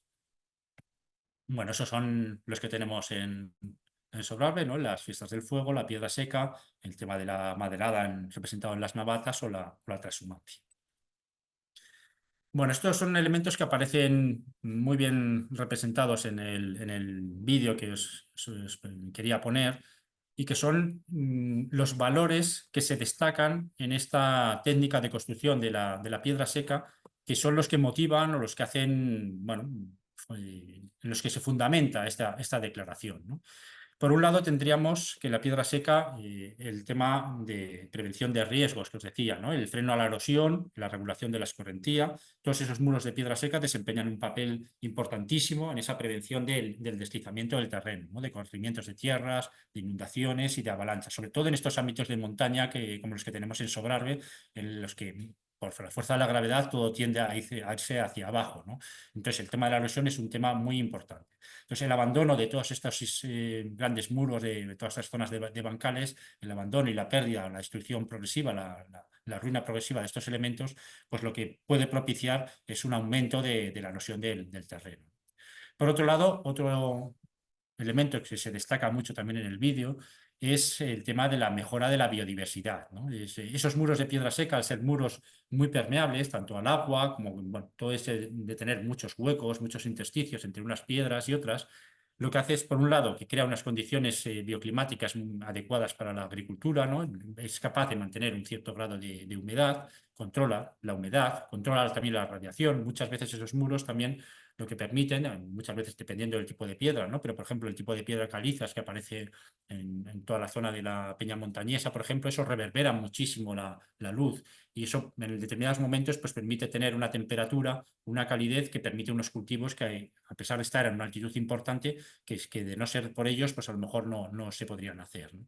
Y por otro lado, todos estos muros son el soporte de una fauna y de una flora muy importante que aprovecha todos esos huecos, ¿no? Entonces esos pequeños huecos se terminan depositando algo de tierra, aparecen muchas plantas y aparecen también muchos pequeños animales que viven dentro, ¿no? Pues hay pequeños reptiles, recuerdo por ejemplo en algunos de estos talleres de hace unos años, pues que desmontando un muro para volver a hacerlo, pues apareció un alijo de nueces, que son nueces que van, pues los roedores las van acumulando como despensa para alimentación invernal, ¿no? Entonces, son elementos que soportan una vida muy, muy rica, ¿no? Se encuentran además en perfecta armonía, como dice, con el medio ambiente, ¿no? Las técnicas que se usan son un ejemplo de una relación equilibrada entre el ser humano y la naturaleza, ¿no? Son elementos que aparecen, pues las piedras que se retiran del campo son las mismas que constituyen el muro, no tienen elementos artificiales, digamos, ¿no? Otro de los aspectos que se destaca mucho, que es muy destacable, es la integración en el paisaje. Los paisajes y la arquitectura de piedra seca son una expresión muy clara de esa relación entre una forma tradicional de construcción y bueno, pues, una capacidad del ser humano para integrarse en un paisaje, en un medio ambiente, ¿no? Eso se produce por la utilización de unos materiales que son del propio territorio, en los cuales pues, el mismo cromatismo, las texturas de los materiales son las mismas que corresponden al entorno en el que se encuentran, ¿no? Por otro lado, está el aspecto también social, ¿no? El proceso de construcción de este tipo de estructuras normalmente se realiza en comunidad, ¿no? Y eso es algo que contribuye a la cohesión social dentro de las comunidades. Eso tradicionalmente, bueno, pues muchas veces estas construcciones, esa reparación de muros, sobre todo cuando no estaban relacionados con caminos o con obras que tenían un cierto carácter comunitario, se realizaban también siempre de forma comunitaria, ¿no? Muchas veces en base a los vecinales, ¿no? De cada casa tenía que acudir al menos una persona y todos esos lo hacían en comunidad. Eso lo que ayuda es también a crear esa identidad colectiva, ¿no? Y eso es algo que creo que se refleja muy bien en los talleres que se están llevando a cabo, ¿no? La creación de ese clima de compañerismo, de comunidad y de, bueno, pues el estar construyendo algo en conjunto, ¿no? Entre todos. Por otro lado, también contribuye al conocimiento del medio, ¿no? Contribuye al conocimiento de las rocas que hay en un territorio, cómo son diferentes de un lado a otro, cómo se pueden aprovechar diferentes tipos de piedras. Luego hay un conocimiento del entorno específico sobre el que se está aplicando, ¿no? Que es algo que también en la sociedad actual estamos perdiendo mucho, ¿no? Cada vez vivimos más desligados del territorio que habitamos y desconocemos más, y sobre todo en el mundo urbano, como el que procedo yo, pues desconocemos que absolutamente pues, las plantas que hay en un territorio, etcétera, ¿no? Entonces, este sistema de construcción de la piedra seca contribuye a ese conocimiento del medio natural local, ¿no? Otro aspecto destacable es el tema de la economía, ¿no? Que deriva del uso de materiales locales, por el cual pues, el tipo de el transporte es mínimo, la transformación de los materiales es mínima, el gasto energético, aparte de los propios constructores, pues apenas requiere de más elementos, ¿no? Lo cual es un sistema, bueno, sobre todo era muy económico en el mundo tradicional, ¿no? Donde había mucha gente para trabajar. Ahora precisamente lo que es más caro es la mano de obra, ¿no? Con lo cual este elemento de la economía lo podríamos poner un poco en entredicho. Luego está el hecho de que esta técnica se use, como os comentaba antes, en muchos lugares del mundo y eso fomenta la creación de redes de intercambio, ¿no? De redes de intercambio cultural, de intercambio de experiencias y contribuye también a esa apreciación de la diversidad cultural, ¿no? Como a pesar de estar utilizando la misma técnica, de ser todo muy similar, en cada territorio van a aparecer elementos distintivos, ¿no? Y eso aparece, por ejemplo, en este último punto, ¿no? El punto de que, por ejemplo, esta técnica de la piedra seca ha generado un léxico, una terminología aplicada muy rica, en el que, por ejemplo, las propias herramientas se llaman de manera diferente en unos y otros lugares. Habéis visto cómo, bueno, si veis el vídeo, por ejemplo, veréis cómo estas piezas que os decía que atraviesan de lado a lado del muro, que técnicamente en un lenguaje más técnico llamamos perpiaños, pues van tomando un nombre muy diferente en unos territorios y en otros, ¿no? O las piezas que, por ejemplo, rematan el muro, que alguien se hablaba, por ejemplo, de sobrar estas piezas que remataban en vertical, pues en otros lugares, por ejemplo, en el vídeo me parece que aparece unas piezas de estas grandes horizontales, las llama volanderas, ¿no? Pues hay una terminología muy rica y que está precisamente expresando esa diversidad cultural, ¿no? El mismo elemento tiene una diversidad luego de manifestaciones, por ejemplo, en el léxico, muy, muy interesante. Bueno, dentro del territorio español también, o sea, España se adhirió a esta declaración, pero dentro del territorio español tampoco se hizo de forma el Estado en su conjunto, sino que fueron una serie de comunidades autónomas las que se adhirieron a esa declaración por parte del Estado español, ¿no? Y en este caso fueron las comunidades de Andalucía, de Aragón, de Asturias, las Baleares, Cataluña, Extremadura, Galicia, Valencia y Canarias, ¿no? Las que os he reflejado aquí en rojo. Vuelvo a lo mismo que comentaba cuando hablaba de la declaración en el ámbito global, ¿no? No quiere decir que en el resto de comunidades, en Castilla y León, en Asturias, en Navarra o en Castilla-La Mancha o Madrid, no existan construcciones con piedra seca, todo lo contrario, ¿no? Las hay en todos los lugares. Lo que pasa es que en estas comunidades no manifestaron ese interés de implicarse en esta declaración. Bueno, os pongo aquí algunos ejemplos de distintos territorios y veis que aparece, bueno, pues con muy distintos elementos construidos. Veremos luego un poco una galería de imágenes al final, aparece en todo el territorio. En concreto, en Aragón, estaríamos hablando de esas declaraciones previas que os comentaba, ¿no? Os comentaba que para conseguir esta declaración de la UNESCO tiene que haber previamente en ese mismo territorio una declaración anterior desde el ámbito pues, o bien estatal o bien en este caso autonómico. En el caso de Aragón hubo una serie de declaraciones anteriores, ¿no? En el año 2000 se declaró Vic un conjunto de construcciones en piedra seca. Vic es bien de interés cultural, que es la máxima calificación de patrimonio cultural, ¿no? en la ley aragonesa. Entonces, se declaró un conjunto de construcciones de piedra seca en el municipio de Iglesia del Cid, en Teruel, dentro de una categoría que es el conjunto de interés cultural. Y en ese caso, y dentro de esa categoría hay una subcategoría que es el lugar de interés etnográfico. El interés de esta declaración es que aquí no se está declarando la técnica como un patrimonio inmaterial, sino que se está declarando la manifestación material de esa técnica, o sea, un conjunto de construcciones, en este caso hay un conjunto de muros y de pequeñas casetas. Eso es lo que se está declarando como un lugar de interés etnográfico. Esa sería la primera declaración relacionada con la piedra seca que tenemos en Aragón. Posteriormente, en el año 2016, ahora sí, se declaró la técnica como bien catalogado inmaterial del patrimonio cultural aragonés. Aquí sí se está refiriendo a la técnica y esta es la declaración previa que soporta la declaración posterior por parte de la UNESCO.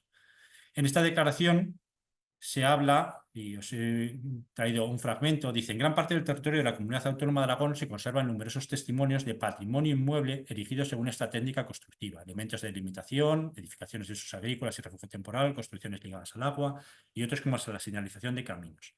Y luego dice: en su mayor parte, estas construcciones datan del siglo XIX y comienzos del XX, aunque en algunos casos se remontan al siglo XVIII. Si bien estos ejemplos se distribuyen en las tres provincias aragonesas, lo cierto es que la presencia más extendida se localiza y habla de lugares concretos en los que aparece con mayor incidencia, según esta declaración, esta técnica de la piedra seca. Ya habla de las comarcas turolesas del Maestrazgo, cuencas mineras, el Bajo Martín, la comarca de Andorra y la Sierra de Arcos y las comarcas ostenses de Jacetania, Alto Gállego y Somontano de Barbastro. Y luego dice también que hay algunos ejemplos destacables en la provincia de Zaragoza, muy localizados, como el Alto de la Muela y la Ciesma de Grisca. Bueno, como veis, aquí esta declaración, a mí lo que me parece interesante es que está hablando de un patrimonio inmaterial y luego, en cambio, está haciendo una referencia muy explícita a la parte material, a las implicaciones materiales, a las construcciones en sí. Y de esas construcciones se está hablando primero, un primer aspecto interesante es que habla de una cronología, ¿no? Lo está asimilando a un periodo cronológico que dice que es el siglo XIX, comienzos del XX, como mucho del siglo XVIII, ¿no? Realmente la construcción en piedra seca existe muchísimo antes y hay muy pocos estudios que nos permitan establecer una cronología clara, ¿no? Cuando empieza a haber más construcciones, cuando empieza, a lo mejor hay determinado momento en que se empieza a emplear mucho más, pero no sabemos cuándo ni por qué, ¿no? Y entonces yo creo que ahí hay una falta de investigación todavía en ese aspecto. Y luego está el tema de que dónde localizan estas construcciones, ¿no? Por ejemplo, si os fijáis, no está hablando en ningún momento de la comarca de Sobrarbe, ¿no? Y piedra seca en Sobrarbe hay una barbaridad, ¿no? Y habla de ejemplos localizados. Realmente lo que está haciendo referencia es a aquellos lugares en los que sí ha habido un mayor grado de investigación y un cierto inventariado de estructuras, ¿no? Se han estudiado más, han inventariado más estructuras y esos son los que aparecen aquí. Lo que no quiere decir que en otros lugares no haya tanto o más que en estos que se está mencionando. Luego tendríamos en 2020 otra declaración relacionada con la piedra seca, que esta sí hace referencia a Sobrarbe, que no venía en la de 2016, y que es el sistema de bancales, casetas y mosales construidos con la técnica en el pueblo deshabitado de Escartín. Eso se produce en el año 2020 y ahí se incluye también en ese conjunto, como un conjunto de interés cultural de un lugar etnográfico. Aquí también está haciendo referencia se está protegiendo el conjunto de las estructuras construidas, ¿no? Y eso también creo que es interesante porque proteger algo de este tipo, que es un patrimonio muy amplio, realmente tiene unas implicaciones de un deber de conservación que no sé hasta qué punto son asumibles, ¿no? Por una administración, reparar y mantener un conjunto de bancales, por ejemplo, como el que hay en Escartín, ¿no? Que ya no tienen ningún tipo de uso. Bueno, aquí lo vemos gráficamente, cómo estaban distribuidas esas zonas en las que hace referencia a esa declaración del año 2016, pues donde hace referencia, esta es por ejemplo, en la zona de Escartín, ¿no? Del sobrepuerto. Aquí tendríamos las zonas del Alto Gállego y bueno, es que hace referencia en distintos puntos de esa declaración, ¿no? En realidad, la piedra seca la podemos encontrar en todo el territorio, ¿no? Lo que pasa es que hace falta mayor cantidad de estudios y de inventariado de estructuras para poder situarlas. Os he puesto algunas imágenes de los casos más representativos que se mencionan en Aragón. Este es el que os comentaba, esa primera declaración en la Iglesia del Cid, en la que encontramos este tipo de estructuras, ¿no? Hay una gran cantidad de muros de separación de parcela y un montón de casetas de este tipo, circulares, cubiertas con aproximación de hiladas, ¿no? Es un conjunto muy interesante. Tenemos otras como estas que mencionaban también en Zaragoza, en ONAPS, en las que aparecen, pues aquí sí tenemos unas verdaderas bóvedas, ¿no? Esto sí está actuando en forma de arco y ha necesitado una estructura previa para levantarse, ¿no? Lo que es interesante de todo esto es que aparece una gran diversidad de estructuras distintas, todas muy interesantes, y bueno, esa diversidad es lo que hace también más valioso, ¿no? El conjunto de estructuras construidas, ¿no? Aquí tendríamos, por ejemplo, en esta otra comarca del Bajo Martín, las cuencas mineras. Bueno, aquí sí ha habido un trabajo también de estudio, de catalogación, se han puesto en valor, se han hecho publicaciones.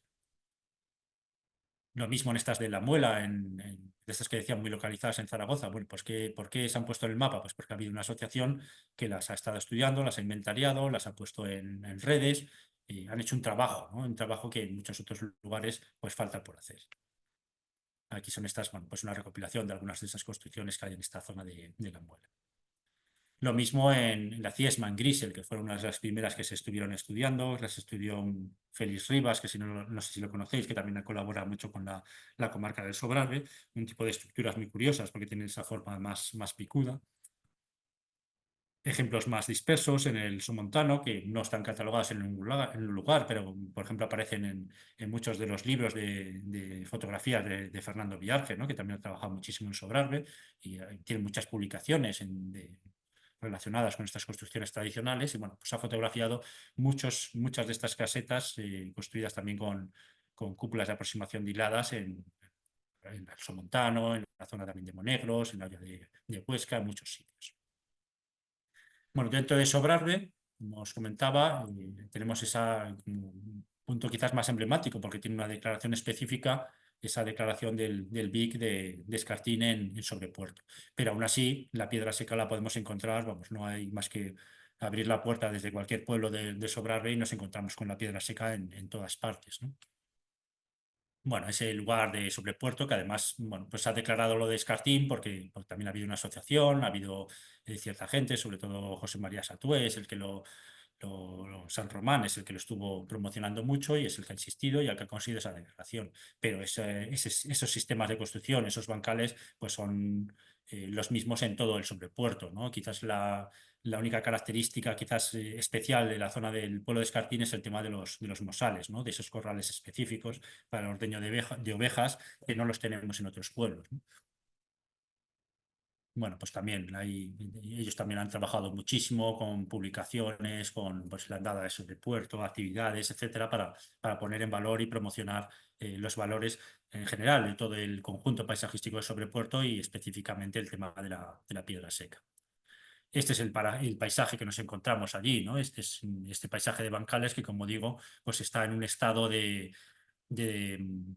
descomposición, ¿no? Veis como ya pues, las parcelas de cultivo son parcelas muy estrechas, imposibles de mecanizar, aquí nadie va a cultivar ya nada en estas condiciones que exigen unos esfuerzos tremendos y pues está en un avanzado proceso ya de matorralización y de vuelta de matorrales y ya de pinos, ¿no? Y de vuelta de vegetación, ¿no? Aquí veis algunas de esas pequeñas casetas que aparecen asociadas a cada una de esas fajas de cultivo y también son elementos construidos con la piedra seca dentro de la declaración, ¿no?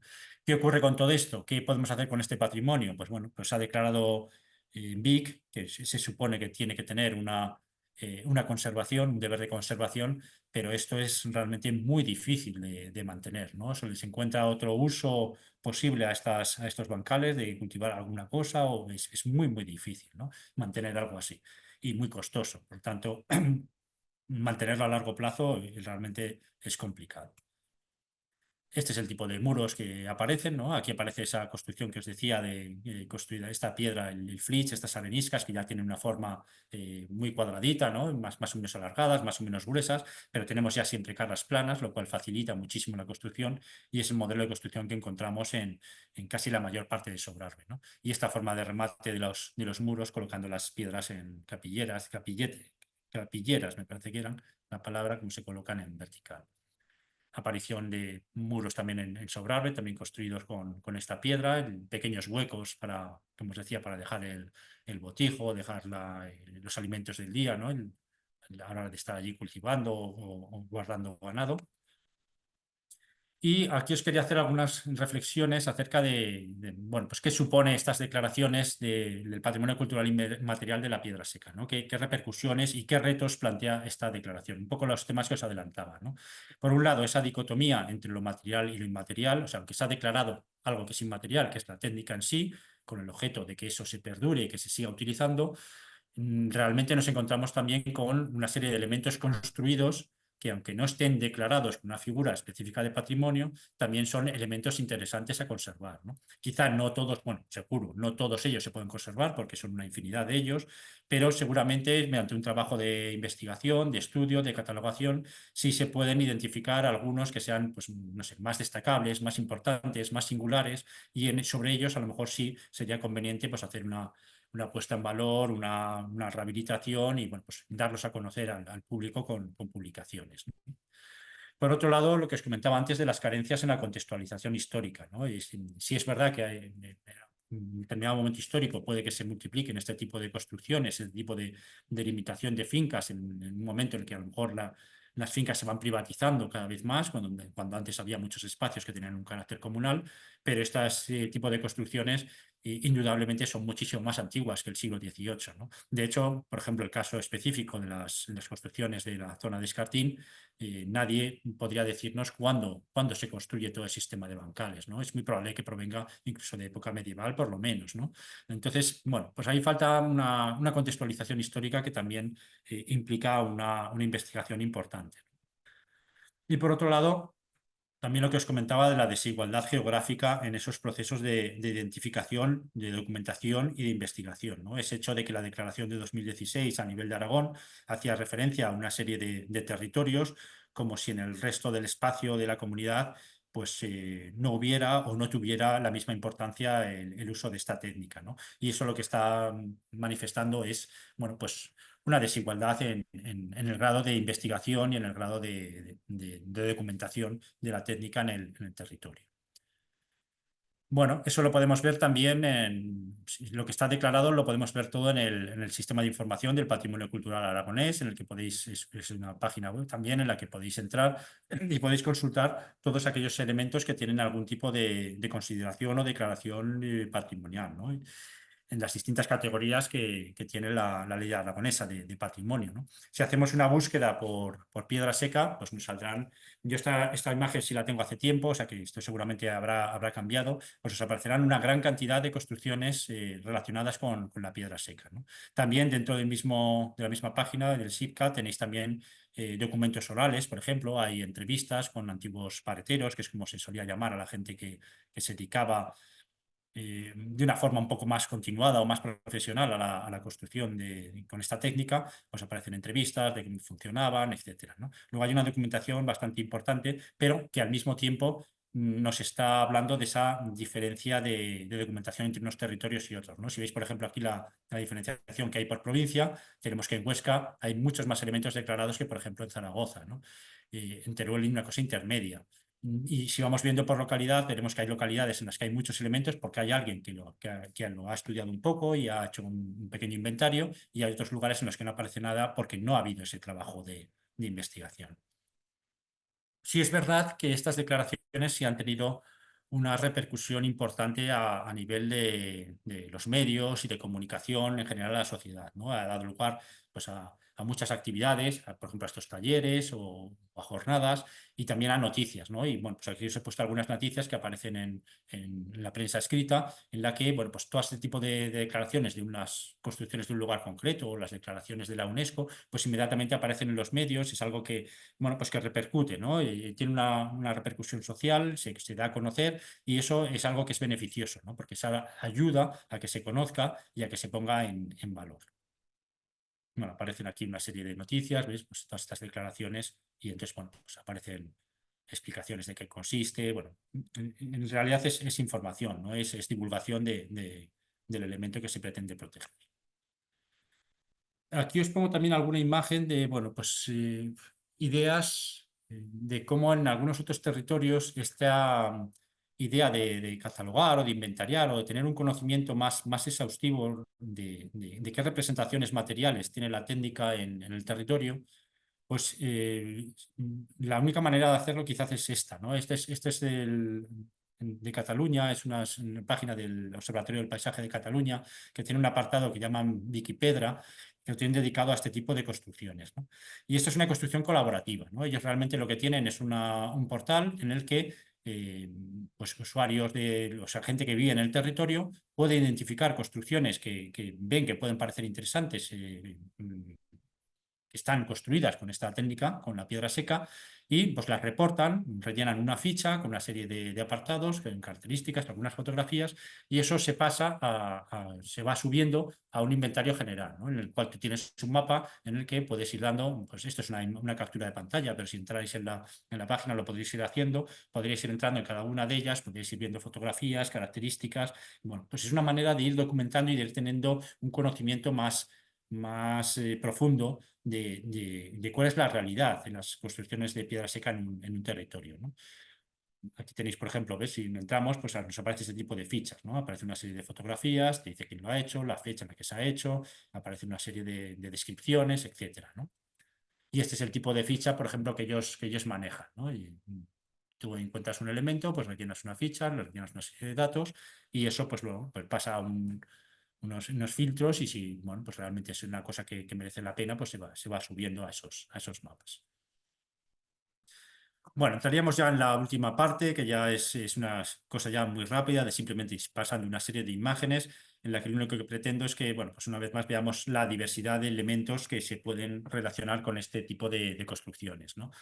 Por ejemplo, tapias, vallas, cercas, muros, límites. Bueno, pues tenéis ejemplos aquí de la isla del Cid, este me parece que es un ejemplo de, tengo aquí otro territorio en Aneto, en Huesca, pues son diferentes litologías, pero bueno, son elementos que van delimitando parcelas, ¿no?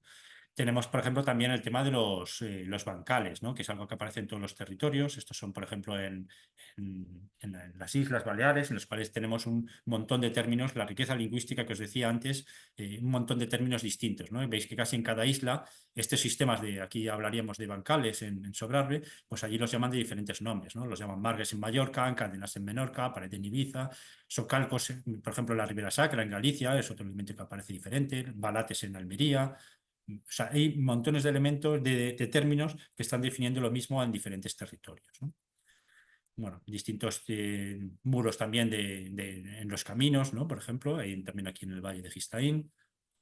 Bancales en fotografías históricas, en las que veis un poco cómo era el paisaje en el momento de transición entre el 19 y el 20, ¿no? Cuando quizás era la presión antrópica de población mayor en el Pirineo y estaban todos los campos cultivados, todos los campos limpios y también muchísimo más deforestado, y en el que esa construcción en piedra seca, todos esos muros que soportan los bancales, tienen una presencia bueno, definitiva o decisoria en el aspecto del paisaje, ¿no? En el aspecto visual del paisaje. También en pues, caminos o elementos también relacionados con la hidrología, ¿no? Con la conducción desde aguas, con acequias, pequeños puentes. Bueno, pues todos los sistemas de riego, pues muchas veces también, por ejemplo, aquí en las Islas Baleares se emplea muchísimo también la piedra seca, ¿no? O estos pequeños puentes minúsculos también, pues bueno, todo es una reconstrucción que está realizada con esta técnica, ¿no? Cerrados y corrales, construcciones relacionadas con la ganadería y bueno, para para establar animales. Esta imagen me parece, no sé de qué país era, no sé si era de Eslovenia, algún país así, que me llamaba mucho la atención y la pongo porque fijaros la irregularidad de la construcción y un poco, bueno, el aspecto que tiene esto de inestabilidad, ¿no? La habilidad que hay que tener para ir colocando las piedras y que realmente esto se sostenga, que probablemente está dejando huecos importantes porque les interesa que también corra el aire, ¿no? Para tener una ventilación y, bueno, pues eso requiere una habilidad técnica importante, ¿no? Y luego tendríamos pues todo tipo de cabañas relacionadas con la agricultura o con la ganadería, ¿no? Pues todas las que aparecen en esta zona de Sobrepuerto, aquí os pongo ejemplos de los distintos pueblos, ¿no? De Escartín, de Otal, algunas de Llosa de Broto, y algunas que están adosadas o pegadas al propio muro, otras que están exentas. Hay una variedad muy grande, ¿no? Cabañas de pastores, en este caso en Nerín, en el Valle de Bió, en el que vemos una litología completamente distinta. Incluso veis cómo está utilizando distintos tipos de piedras, con un aspecto también muy regular. Aquí también en esta galería de imágenes lo que quiero es que veáis la diferencia que hay en la composición de los muros en unos territorios y otros dependiendo del tipo de piedra que aparece, ¿no? Esta es otra cabaña de pastores, en este caso en el Valle de Gistaín, en el que está utilizando una piedra que son pizarras, ¿no? Y esta yo la pongo porque me llama mucho la atención porque se mimetiza completamente con el paisaje, ¿no? De hecho, yo había pasado por este lugar con anterioridad a hacer estas fotografías y había visto en los mapas que señalaba como que había una cabaña en este lugar y pasas por aquí y si no te fijas prácticamente no lo ves, ¿no? Porque tiene la misma textura, el mismo material que el bloque rocoso que tiene detrás, ¿no? Es una cabaña muy pequeña realizada enteramente con pizarras. Este otro tipo de refugios también interesantísimos, ¿no? De refugios construidos bajo rocas. He puesto varias imágenes de este tipo de construcciones que llaman TUS en una zona del Pirineo francés, justo al otro lado del Valle de Tena. Allí los llaman de esta manera y tienen un montón de ellos catalogados. Algunos más elaborados como este, que incluso tiene su puerta, o este otro. Otros más, bueno, pues más austeros, ¿no? En el que es un bloque enorme y en el que, bueno, pues se ha acondicionado aquí y aquí debajo de esta roca tienes un gran hueco que te sirve como refugio. Este mismo modelo, pues en los Alpes, ¿no? En este caso en los Alpes suizos, en la parte de habla italiana, allí los llaman Sprui, pues ese mismo sistema, ¿no? Este tipo de construcciones. O esta otra en el Valle de Gistaín, en una zona que llaman la Turmosa, que es un término también que nos repiten los turmos, son grandes bloques de roca y es una zona en la que hay pues una serie de grandes bloques de roca desprendidos y aprovechándolos, pues debajo de ellos han acondicionado un espacio de refugio de pastores. Tendríamos también muchas cabañas de las que os he dicho de falsa cúpula, ¿no? De esa aproximación de hiladas, desde ejemplos. En el Valle de Tena hay muchos, es uno de los lugares en los que están bastante estudiados y catalogados. Esta es una muy pequeñita de pastores, muy rudimentaria, bajísima, que hay que entrar prácticamente a gatas. O tendríamos otras ya más elaboradas que están relacionadas con antiguos campos de cultivo, en la que veréis, bueno, pues las dimensiones que tienen estas rocas, este dintel, que son este tipo de cabañas de estas casetas de falsa cúpula. Tenemos algunos ejemplares de este tipo también de falsa cúpula en el Sobrarbe. En concreto hay una serie de ellos que están también estudiados, inventariados o puestos en valor con una serie de paneles en la zona de Lecina, de Bétor, de Bárcamo, como esta de aquí. Esta es una muy similar a las que veíamos en el Valle de Tena, pero es en Asturias. Vemos que hay construcciones muy similares. Allí lo llaman corros y están relacionadas en este caso con el ganado vacuno. Hay zonas en las que se acumulan un montón de ellos, estos corros, y normalmente van pareados. Uno servía para dormir el ganadero y en otro se encerraban los becerros, ¿no? No las vacas, sino las crías para protegerlas durante la noche. Estas también son construcciones parecidas con una piedra caliza en la zona de Picos de Europa, y las llaman cabañas de piña.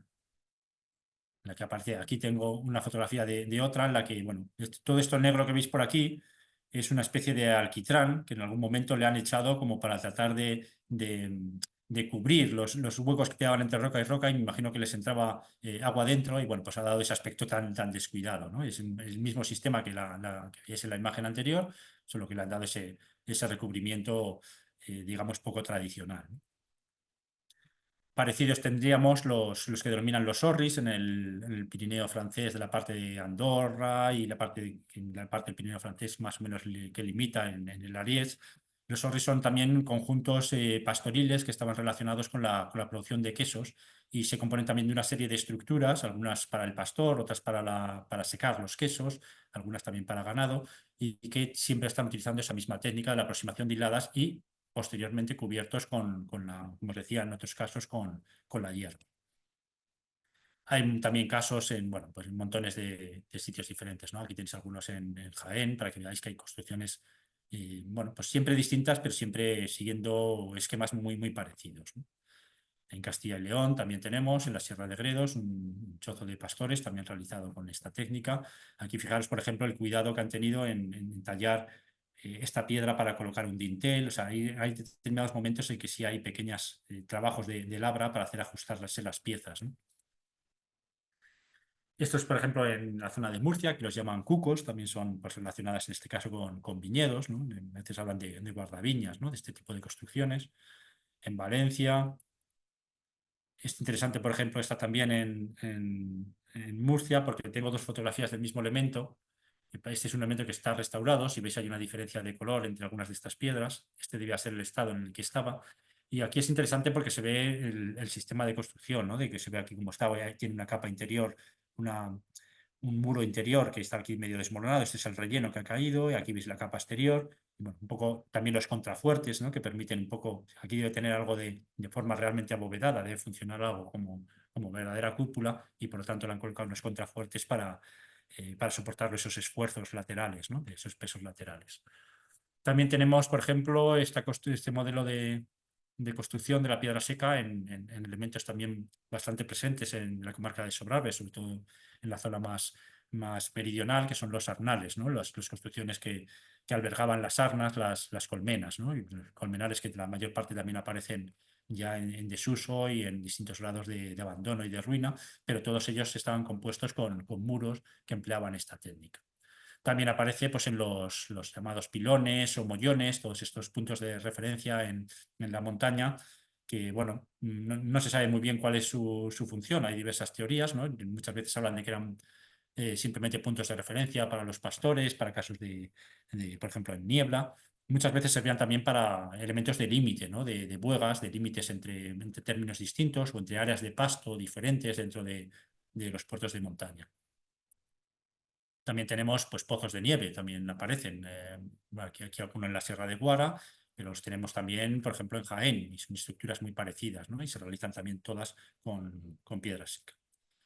Bueno, esa es más o menos la galería que os quería poner para ver un poco la diversidad de construcciones.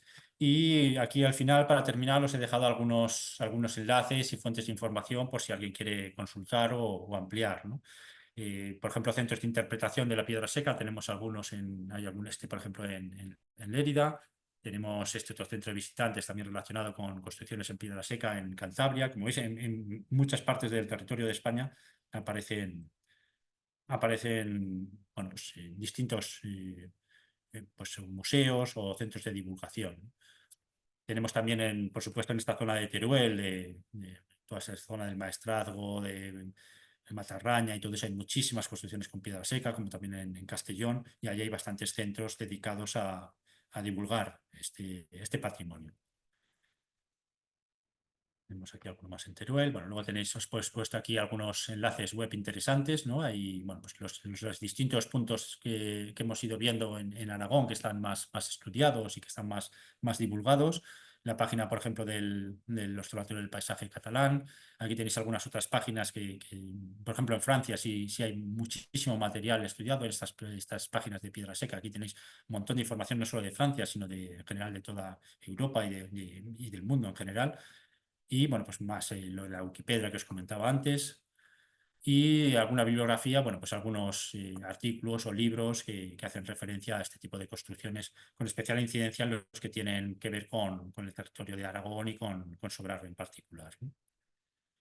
Algunos audiovisuales, los recursos que os he mencionado antes en la página del Sistema de Información del Patrimonio Cultural Aragonés, en la que tenéis bueno, pues diversos artículos relacionados con la piedra seca, también archivos sonoros que os comentaba antes.